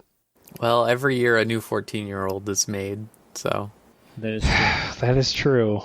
However, I feel like as they've been doing the Mortal Kombat thing of leaning into old-ass shit that 14-year-olds don't know about, that I feel like they're going to keep getting into that, and then eventually the 14-year-olds will be like, I don't know who Predator is. The guy from the movie? Not me, I'm saying the 14-year-old will say that. Oh, okay. Yeah. They won't know who Rambo is. Why would they know who Rambo is? Why would I shouldn't say that. Even if they know, why would they care? Yeah. That's for dads. Yeah. Mm-hmm. It's just like, how long are the dads? All the dads are going to Warzone now. I guess more news here. Speaking of shooting and shit, Halo Infinite. That they did a little update for Halo Infinite. They said that two things that people really like will not be in the release of the game. Halo Infinite's supposed to be out at the end of this year. They said that the co-op campaign mode will be in Season 2 of Halo Infinite, which I guess is going to be like 3 or 4 months later. And then Season 3 will have Forge mode. So, you know, that's kind of wild. It kind of feels like Microsoft was just like, God, we need to get this fucking game out. But I'm at least glad that they're not like, hey, also, why don't you all kill yourselves trying to fit co-op and Forge into this game? Yeah. You know, I mean, I don't know the real workplace stuff that's going on at 343, but at the very least, that is, you know, it's better that they're not going to be doing that. But at the same time, like, I see a lot of people being like, yeah, I do co-op campaign when I play through the game, so I'm just not going to buy it until they put it in, or, you know, stuff like that, which, like, I understand. But so I just hope that people do understand that, like, hey, you know, it's been fucking hard. It's a pandemic. I hope that people are just like, hey, let's give it a little time. Yeah, and also, like, I think, well, so from one weird aspect, I think it is strange how this has happened with every 343 Halo game except for 4. 5's Forge came out a little later because it was more robust. 5 also didn't have local co-op, I believe. I think it had online co-op, but it didn't have local co-op for, like, a while. But I think, like, after having played the Master Chief Collection stuff and seeing how robust that co-op stuff has gotten over time, if they're, like, really wanting to take time to iron it out and make it, like, on par with the stuff that they do in Master Chief Collection, I think that's good. I think that's valuable, especially when you look at, like, how this Halo campaign is ostensibly supposed to be much different from the standard Halo campaign. Like, it's open world, right? Like, it's a big map with stuff to do. So I imagine that that's probably a difficult thing to balance around right away. It's good for them to take their time with it. And also, like, same thing with Forge. Like, it's a good thing for them to take time with it because, like, Forge isn't a ride or die thing for Halo. I don't think it ever has been. It's definitely a fun little thing, and it can lead to a lot of fun stuff, like the community stuff, like with Infection that came up in Halo 3 and further stuff. But it really isn't the make or break for Halo. It is just a nice little bonus thing. So I'm fine with waiting, especially because I'm going to be real with you. More and more recently, I'm like, please release your game in bursts because I don't have time for all of that all at once. It can be really overwhelming when you just go in and it's like there's like 5 different things to do right away. Genshin Impact. Ugh. Yeah. Stop putting battle passes in your games. I'm not going to play it for that too. long. That too. Yeah, we don't need games to become jobs, please. It's really bad, yeah. It's But I'm looking forward to that game. Yeah. I don't know. Is there any other games that you two want to talk about real quick, Spencer? Rose, you can go ahead. Oh, okay. All of these will be really quick. So I played like 3 hours of Boyfriend Dungeon, which is, I think, most of it, probably. I don't know. Probably like half of it. That game was alright. It's fine. Pretty Western VN, you know? that type of format. I hear the bile in the back of your throat. It's just so like, listen, I was seeing women better written than this in 1999. I wasn't even conscious yet. But no, like it's fine. It's just very, I think like a lot has been said online about this in the past couple weeks since it came out, but that wholesome aesthetic is very choking. I think it's suffocating. It's bad. Yeah, it's not good, and I think that actually like hurts that game. Like, it is valuable. They are valuable lessons to impart, but when you're talking to someone and they just randomly say consent is important, I'm just like, oh, like stuff like that. Like I'm just like, please, can you just make this more natural? Have you heard of subtext? Have you heard of theme? Stuff like that. Mm-hmm. And this is a game that isn't like focused on subtext. It's very loud in your face, and I appreciate that about it. I appreciate all these sword people, even if some of the language around the sword stuff seems kind of weird at times, but it's fine. How so? Just like when you're like, it's like funny conceptually, but like when you think about it too long, you're like, huh? Where it's like, so the whole premise of the game is you're a character, you've never dated anyone. And you've moved to this town for the summer, and your cousin is setting you up with a bunch of people or whatever. And you constantly give him the option to say to them, he's like, what type of person do you like? Who do you like or whatever? Who should I set you up with? And you can just keep saying like only swords and stuff like that. And it's just like, when you say stuff like that, it just ends up being weird. Like, I think the dynamic, like it's a weird thing to say, like it's that sort of weird essentialism, I don't know, that feels really out of place given the rest of the game, right? Like the rest of the game is very diverse, and like there's no punishment for polyamory or anything. Like none of the characters even reference that if you're dating everyone. Like it's just like they'll just say stuff like, "Oh, sorry to take up your time. I know you got stuff to do." Wink face or whatever, which I appreciate that, but. No, it's a totally fine game. It's nothing crazy. It's nothing amazing. But I do agree with other people that a common thing complained about it is there's only 2 dungeons in the game. So while it seems like it's going for like a Persona 5 or 4E type thing where it's like, oh, you go into these dungeons and they represent like someone's belief systems and stuff like that, their fears and all this stuff. It's just like, you do 2 of them, and it's just like vague, abstract concepts that they don't really dig into, which is a shame because the combat feels all right.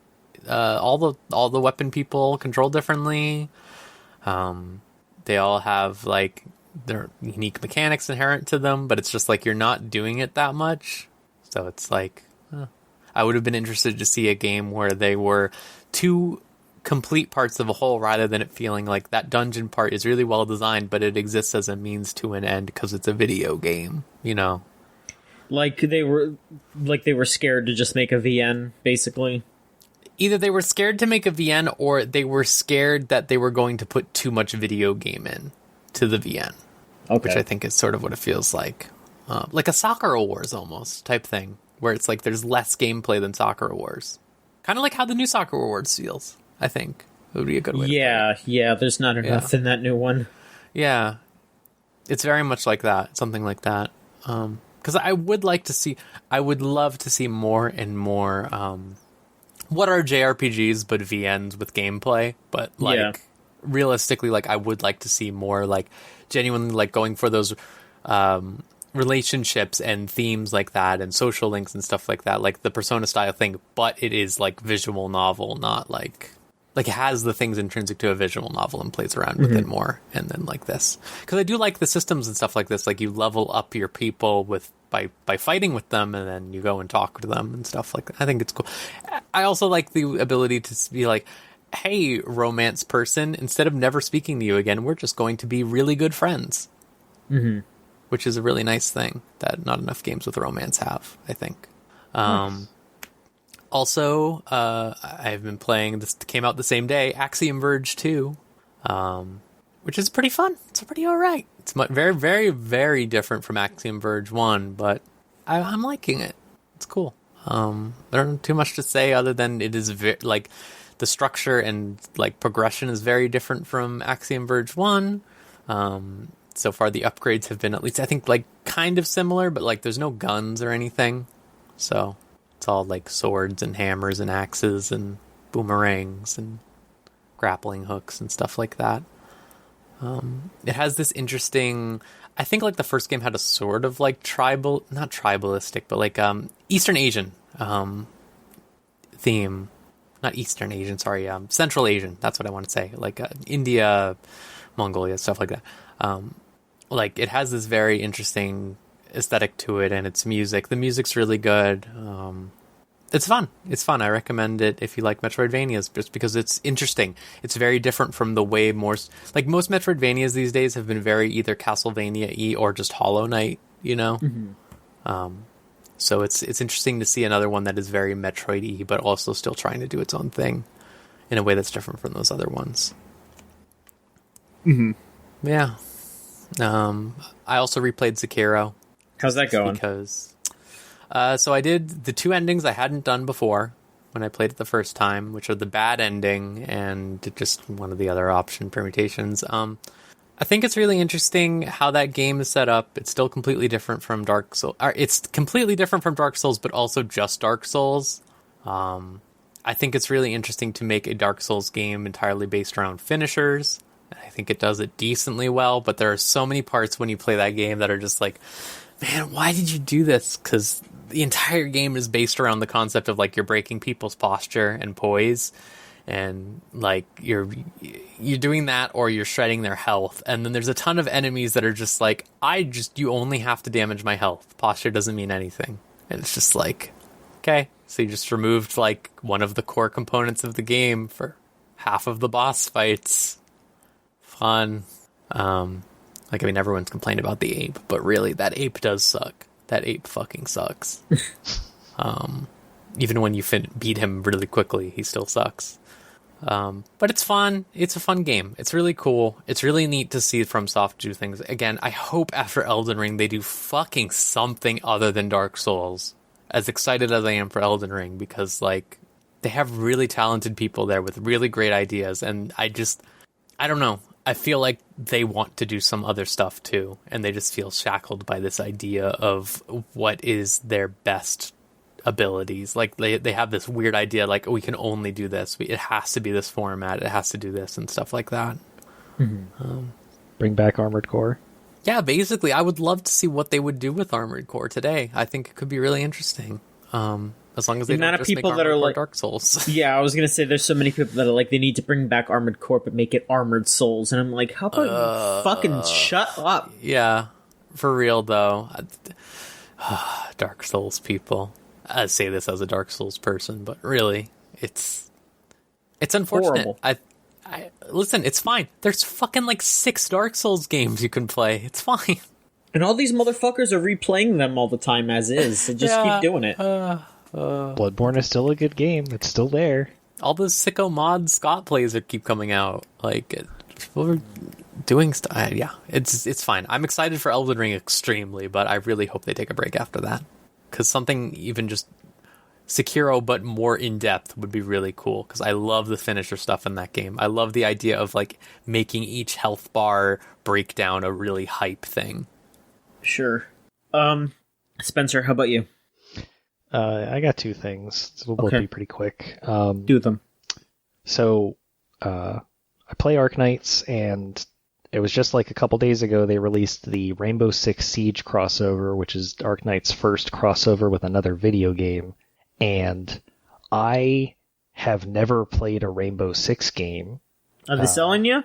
Not really. Not particularly. I'm not really because my understanding with Rainbow Six Siege is that it is kind of like a Counter-Strike style shooter where you have 2 teams of people and they have to complete certain objectives. And yeah, but it's also a hero shooter. Like, you all have all the different characters that do different things. It's also a hero shooter, but you have like different, like, it's like a realistic hero shooter where you're like going through buildings and clearing stuff out and such. I have seen some Rainbow Six Siege gameplay from people, and it looks fun, but it doesn't really seem like my kind of game. And I was very curious because this Rainbow Six Siege crossover actually went on the Chinese servers, since it's a Chinese game. like back in April, May, and so like now it's the global release, so everybody can play it. And I didn't look into anything about like any translations back when it was like brand new. But playing through it now, it's just incredibly fucking funny because it is literally just 4 of the Rainbow Six Siege operators get isekai'd into the Arknights world by way of the radioactive rocks that are in Arknights, and also there's a mad scientist from our world who's fucking with them. That's pretty funny. It's just funny because they don't really try to like make this big huge concept about it, and they actually end up spending like hundreds of days in the Arknights world before like the actual story comes along. But it's just it's very charming because, one, they don't really care about making some sort of like realistic depiction of like these characters here. It's not just like, oh, we just showed up or whatever and we're here to help you. But they'd still put some effort into actually telling a fairly compelling story. Because in the Arknights world, guns exist, but the technology behind them requires a very specific kind of like person to really use them. Like in our world, if I handed you a gun, you would be able to, fire a bullet from it. But in Arknights world, bullets are basically like magic spells that have to be cast out of the gun. And so most of the people who can actually use firearms are actually like the angel people, the Sancta. Mm-hmm. And most everyone else has to use like regular projectile weapons like crossbows and bows and such. Mm-hmm.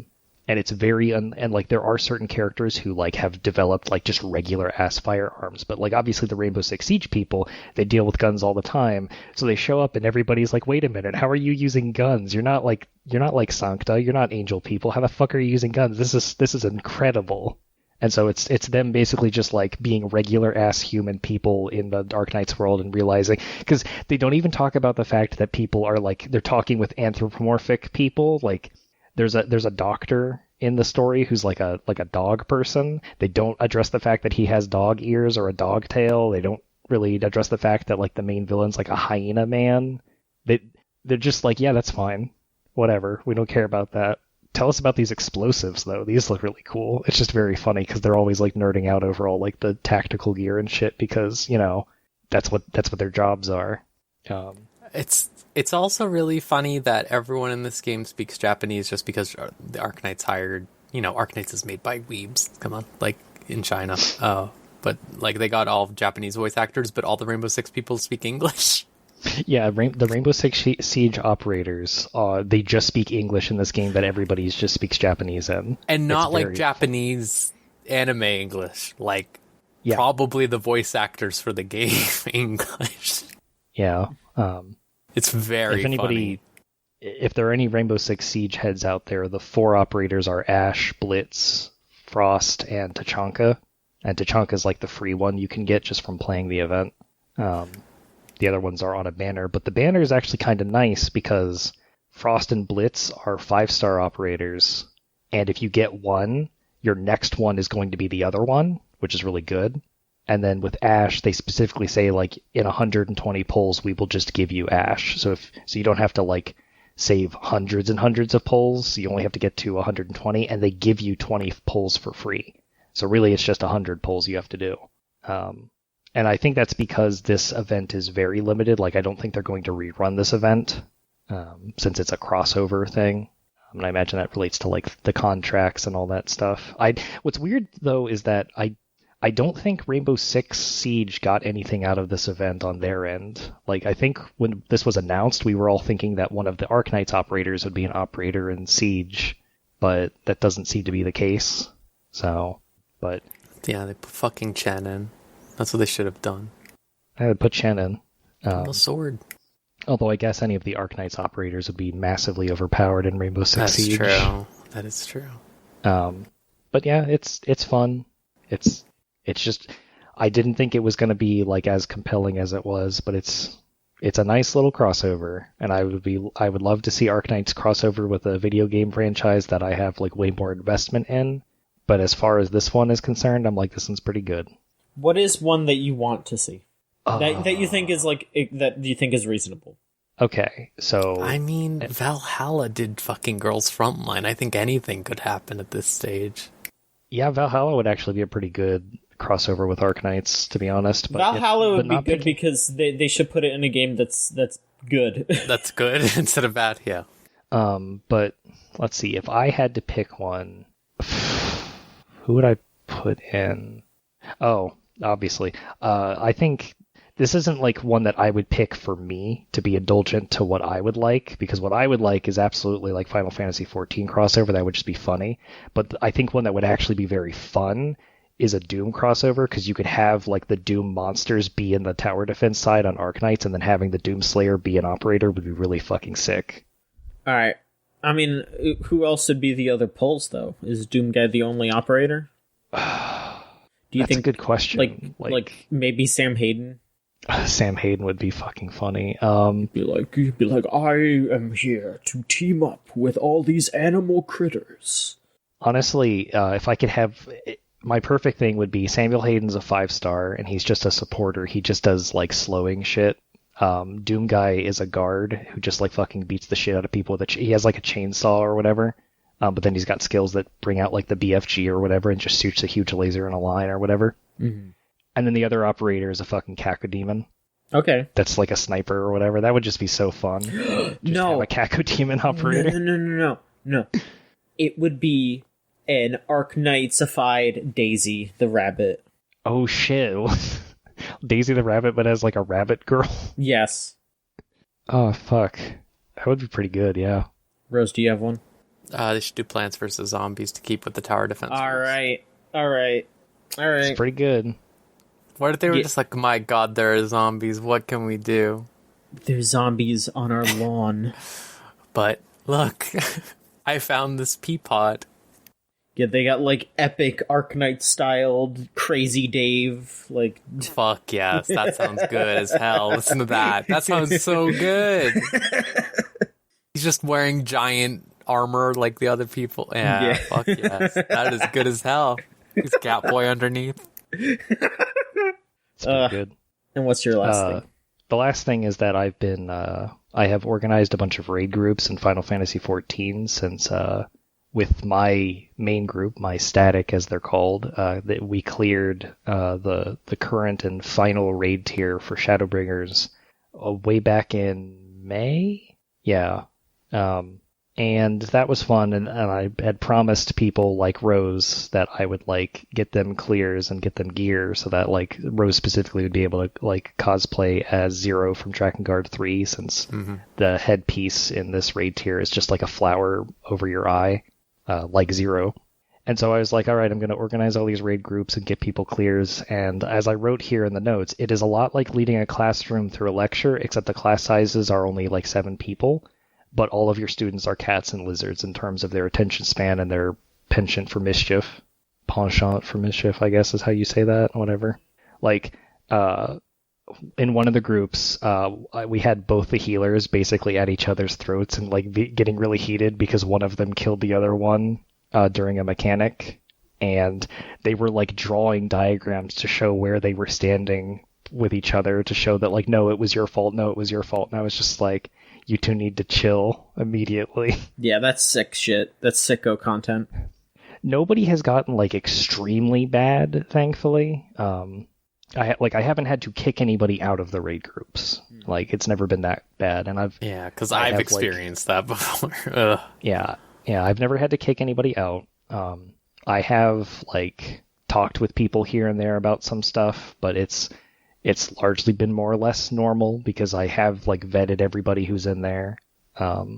Like I'm again going back to the thing of like, you know, being intimidated by combining like social circles together. That was like I had to lay that out at the beginning of like, look, I don't want this to become a place where like this becomes like a new hangout and then I just kind of destroy like the social circles that a lot of these people come from. But also, like, I need everybody here to be really, like, chill and normal about it because I just do not have the energy to babysit 16 other people. So, but it's been pretty fun. We've gotten one of the floors for one of the groups cleared, and then all the other 2 groups are getting close to, like, making really like one group's good at almost done at clearing the first encounter, and then my Sunday group is going to hopefully get to part 2 by the time you read this, or by the time this goes live. So we can work on that. But it's really fun. All right. So I kind of sort of lied. I do have one video game thing I can talk about, but it's very small because it was just a demo. I played that WarioWare demo, the new one, the Switch one. I don't even remember what the subtitle is, but it's the new WarioWare. Get it together. Get it together. Okay, I believe you. So I think it's really cool. I think they found a really neat gimmick to add onto WarioWare, and I think it works super well. If you watched the Nintendo Direct at E3, you saw what the gimmick was, and that is that each of the different characters interacts with the mini-games, the micro-games in different ways. And I just think it's really neat the way they did it. So the characters that they had available in this, it was Wario, who he has a jetpack so you can fly around freely, and then he interacts with stuff by shoulder charging into it. There's 18 Volt, who he sits in one place, but he can shoot projectiles out from his head, and the projectile can also have him latch onto things. So if he does have to move, he shoots at rings that are put around the area. There's Mona, who her thing is that she is constantly moving, and the only time she stops is if you throw a boomerang, and you can then control the boomerang as it's moving around. There is, I'm trying to think who else is in there. Young Cricket, who his thing is just that he jumps. That's it. He's a little boring. There's Kat and Anna, who they are constantly jumping, and if you're playing in 2-player mode, you each control one of them. And Kat is always facing right, and Anna's always facing left. So you throw ninja stars, and you have to kind of aim depending. And then Orbulon, who floats around in his little spaceship, and he can use a tractor beam. So each different microgame has different solutions, and depending on who you're playing as, it's easier or harder. For example, there's a microgame where you spin a windmill around. And so someone like Orbulon is extremely easy for him, because you could just hover on the left side and just use the tractor beam and have it spin. But someone like, say, Wario or Mona, it's a bit more difficult because you kind of have to ride around on the windmill and make sure that you're, following it and doing it fast enough so that way it spins fast enough to complete the microgame. Or 18 Volt has to shoot the windmill over and over at the same spot so that way it continues spinning. So it's just there's 200 different microgames, they said, in this game, and it's just each character interacts with them differently.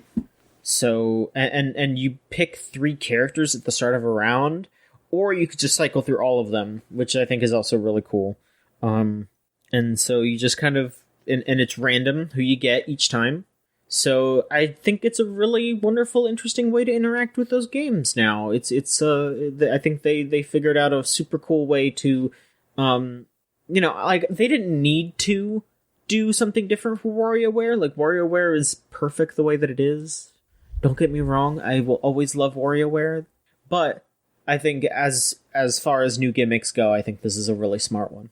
Yeah, it sounds pretty interesting. So I'm stoked for it. That's coming out sometime next month, so I'm gonna have to pick that up. And it's not full price too. It's only.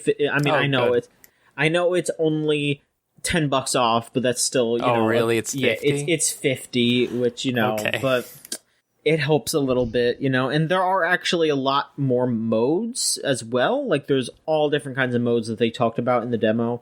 Nothing you could play, but, there's a bunch of different head-to-head modes that you can do, and all different ways to to mix up the microgames and have different things that you're doing. So it seems like a really good package either way. It should be $50 or less. What? Those Pokemon Diamond Pearl remix. Yeah, probably. Damn right. So we could talk about that. Yeah, there was a Pokemon Direct. Pokemon Presents, whatever the hell. We're 2 hours in and we haven't talked about this yet. Jesus Christ. Yeah, that was the whole bit, John. We were gonna we're gonna trick people into thinking that we were gonna talk about Pokemon right away, but no, actually, it's the last thing we're talking about before questions. Yeah. So there was a Pokemon Presents. They talked about a few things. So first off, they announced when Pokemon Unite's coming to mobile. It's September. So if you're looking forward to playing Pokemon Unite on your mobile devices, that'll be then, September 22nd. And also Mamoswine and Sylveon are coming to the game. Sylveon's a very interesting choice. I was playing that game for a while and enjoying it until I realized like it's completely broken conceptually. So it's just like, it's just like a nightmare to play. I think realistically, but if you were enjoying it, because I stopped enjoying it because I realized like as the skill levels were increasing, I was like, or as the skill levels were quote unquote increasing, I was realizing, oh my god, 5 characters are just the best ones, and if they have them, they win. Oh, okay, that type of stuff. All right, I mean, hopefully they change things as time goes on. Yeah. Also, they're like relaunching that Pokemon Cafe mix game that like I don't think I've ever heard a human being say they've played it. I think I downloaded it and I tried it for like 30 seconds and I was like, okay, this sucks, and I stopped playing it. But it's now Cafe Remix with new elements to the puzzles, more Pokemon, and more dress-up options. Hooray. Okay, but to be fair, they looked really cute. Sure. I think the art style for the game is really cute, but I seriously don't think I've ever heard of another human being playing this game. I do like how it looks now, where it looks like it's just Yokai Wibble Wobble, which I played a lot of. Maybe you should try Pokemon Cafe Remix when it is I might relaunched. try it, because I saw Minun in a little hat, and I was like, Minun's wearing a little hat. Oh. Minun is wearing a little hat. They're all wearing little hats. They showed the Pokemon Brilliant Diamond and Shining Pearl, some new stuff that they are adding. I know you just talked shit about it, but there was some cool stuff that they showed. They showed off some more stuff for the Super Contests. They look like they are at least better than the ones in the original game, which isn't that difficult. And they showed off the Underground, which has some new features. You'll be able to connect online, which is nice. You'll be able to have your secret base down there. And there's also a special thing where you can put different statues in your secret base, and based on that, there will be new locations in the Underground to go catch Pokemon. And I guess that might be where like some of the like Platinum Pokedex Pokemon are, or maybe like just some other Pokemon that wouldn't normally be in the region, because they had like a Houndoom down there, and I think people are saying the Houndoom was like a Platinum Pokedex Pokemon. So, I mean, I guess that's a good compromise where it's like, yeah, we're trying to like be as true to Diamond and Pearl as possible, but also we want people to be able to use fucking fire types in this game. You could probably say that does kind of suck, but also, I mean, I guess that's a fine compromise. You can also customize your outfit, and you can also kind of customize your character too. They have the thing that they've been having at the beginning of Pokemon games, where it's like, what do you want your character to look like? So we can have like darker skin Dawn, and Lucas is his name. Yeah, Lucas. Yeah. Or like blonde Dawn or Lucas, like you can change that, but then you can also change their clothes as you go through the game, like you would in all that other stuff. And it even shows up on the little sprite. They got following Pokemon in this game too, which is cool. You can have your buddies follow behind you. Hopefully that's the standard going forward, since it's now been in the last 3 games. Mm-hmm. And they brought back the stickers too, so you can when you throw out your Dialga, it can say dinner, and you can name it King Harkinian. Well, they didn't show letters, did they? Not yet. So that's what I'm concerned about. I'm worried that they got rid of the letters. Oh, you know what? They might have gotten rid of the letters because they'll be like, oh, you could battle online, or you can upload a video, and we don't want it to say shit. Yeah, exactly. We don't want your Pokemon to say shit. John can't throw out a Growlithe and have it say like the dog is sick. Yeah, I'm so mad. I wanted to say shit. Ugh. God, we'll have to figure something out. I'm sure someone will figure it out. I don't know. I mean, I'll be honest. Like, I agree that there's some stuff in this that does seem a little janky, but also I think that some of this stuff does look cool. I mean, I'm gonna get it anyway because I'm gonna review it, and also I'm insane, so I do feel like they are patching up some things. The one thing, like, as soon as I saw it, I was so fucking worried.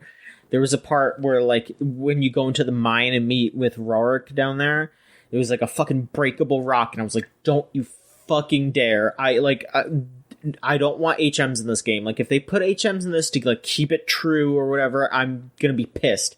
I'm already a little pissed because I saw, like, them in the marsh area, and you sink into the mud, and them in the snow, and they sunk into the snow. Like, we're already gonna have to deal with that bullshit, which I just... So if I have to worry about, if I have to catch a fucking Bibarel and teach it all the HMs, kiss my ass. I don't want to do that. Nobody should have to do that. Yeah. I want to have a team of 6 Pokemon, not 4 Pokemon and 2 that I need to do all the HMs. Like, please. Because that's what I did in fucking... When I replayed Pearl earlier this year. It was literally...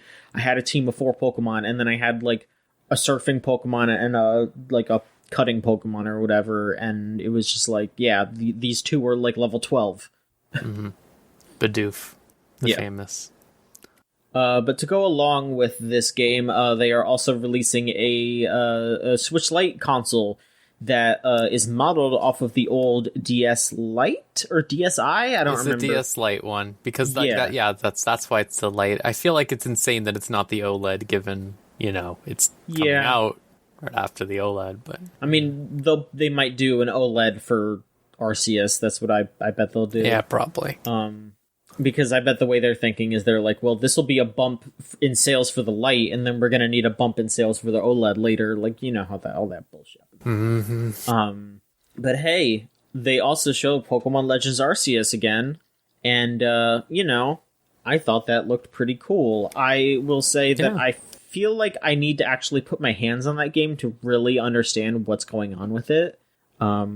Just like the flow of the game, what the game expects from you, how the game, like, how going into battle and out of battle really feels, how the new mechanics work, because they actually showed that battles are very different.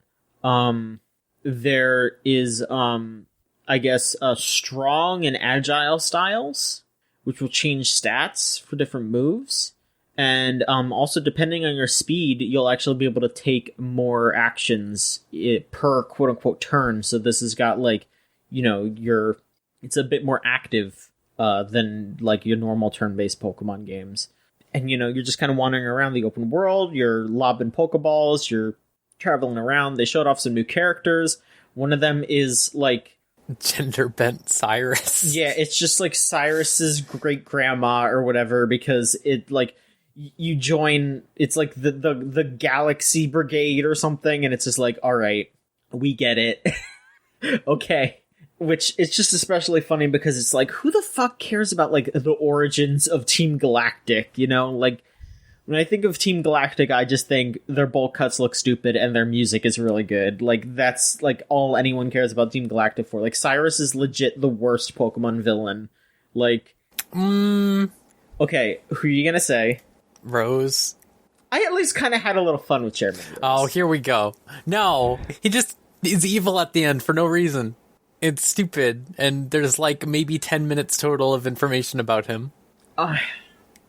Compare that to, like, Cyrus is at least funny. It is so funny that bitch gets stuck in the distortion world. That is pretty funny. And also, I was gonna say Lysander was also, I was gonna say, better just because I just think he's funny too.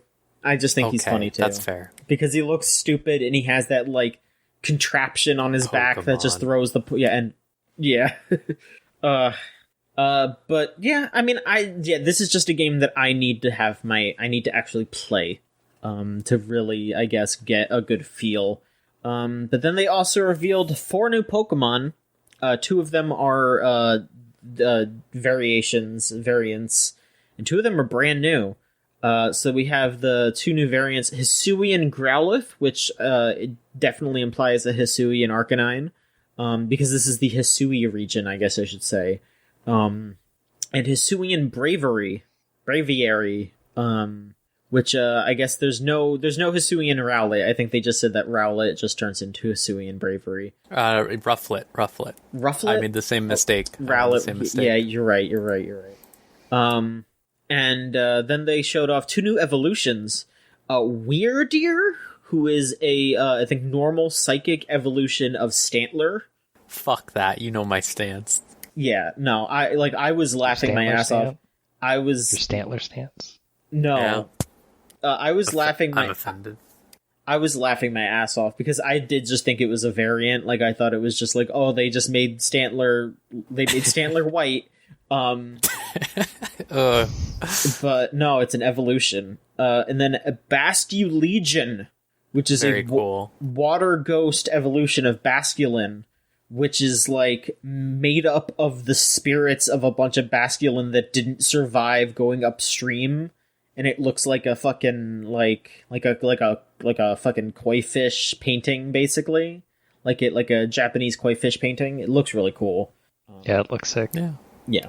So yeah, they said that there will be some form of connection to the older games. Like, they said that there will be trading and like connection to Pokemon Home.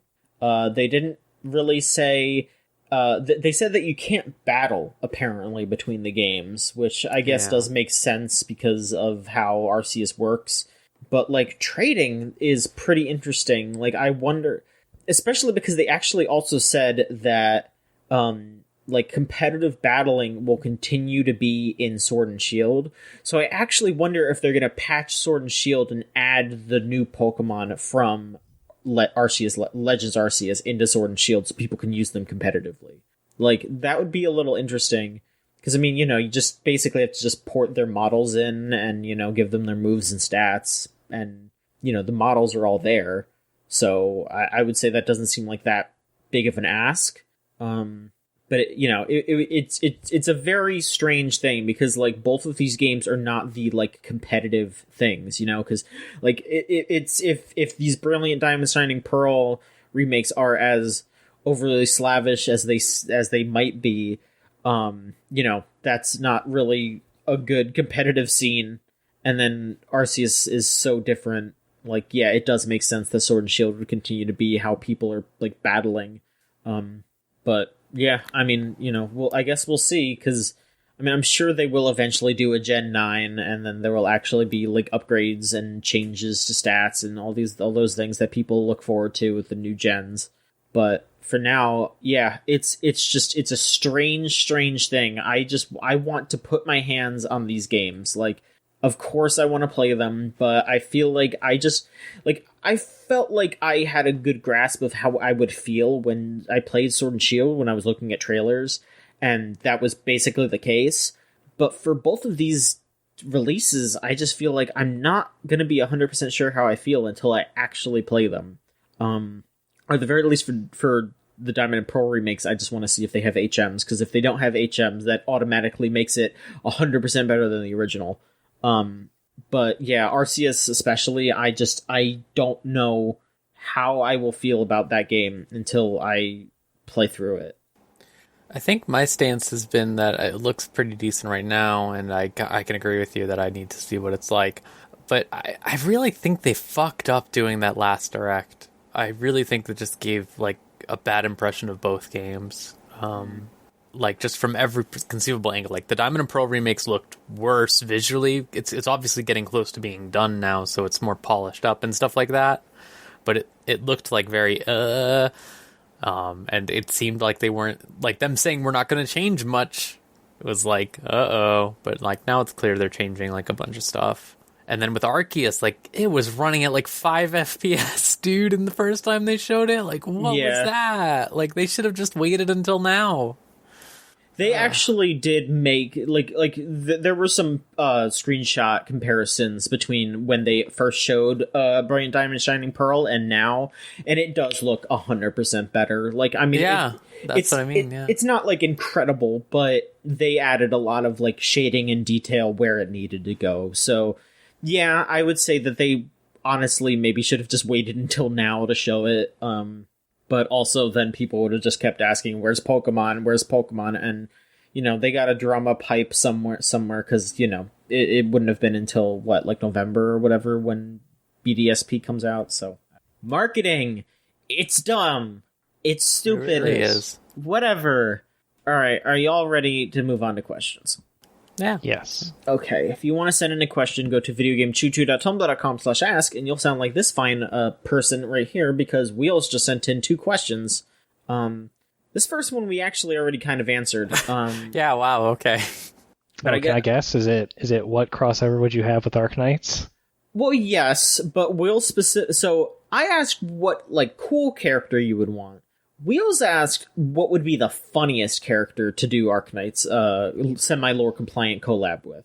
Bonus points if they speak regular ass English like the Rainbow Six characters, even though every other character speaks Japanese, which again you all touched on. So, what would be the funny character? I guess now. The funny character. Roger Rabbit. Is Roger Rabbit in a video game? No. Okay, fine. Are we limited to video games? It didn't say video game. No. Wheels did not say video games. Okay. I'm just thinking, everyone will just be like, yeah, there's that rabbit guy because I don't. Okay, so I'm gonna have 2 choices. Okay, go ahead. One from video games and one not from video games. My not from video games choice is Mr. Bean. Okay. Sure. That'd be pretty funny. Okay. Funniest choice. Oh, Baba from Baba Is You. That'd be pretty good. Would they make funny. Would they make a Baba girl character? No, just put Baba in the game, and then the skills are things like Baba has, and when an enemy goes across the tile to finish the statement of Baba has slug, and then Baba gets the slug and then becomes the slug, or whatever. My answer is they should put YouTube legend Amakudari in, except they have to figure out how to go around the copyright of him dressing up as Yugi. That's funny. Put that man in Arc Knights. Yeah, just put him in Arc Knights, but they have to blur out his hair and his body. It's just his face floating. That would be pretty fucking good. And then Wheels also asks, what is the Kung Pao Enter the Fist of video games?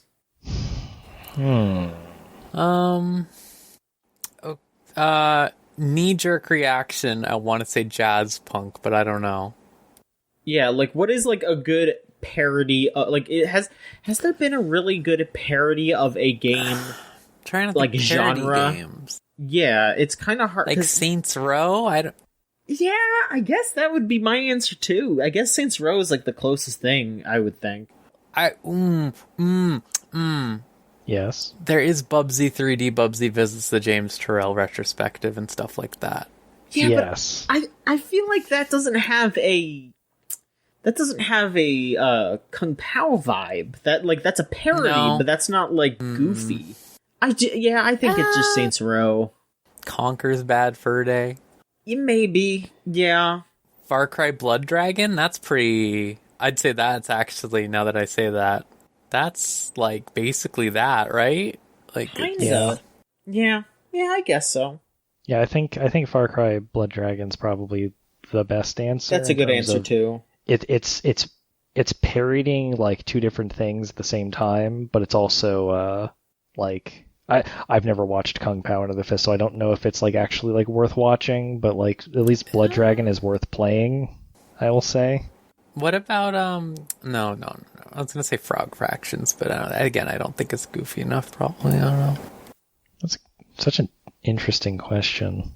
There's just not a lot of. I feel like, you kind of said this, Spencer, earlier. Like people were afraid or criticizing the idea of copying things, and I think that's what scares a lot of developers from doing it a lot of the time.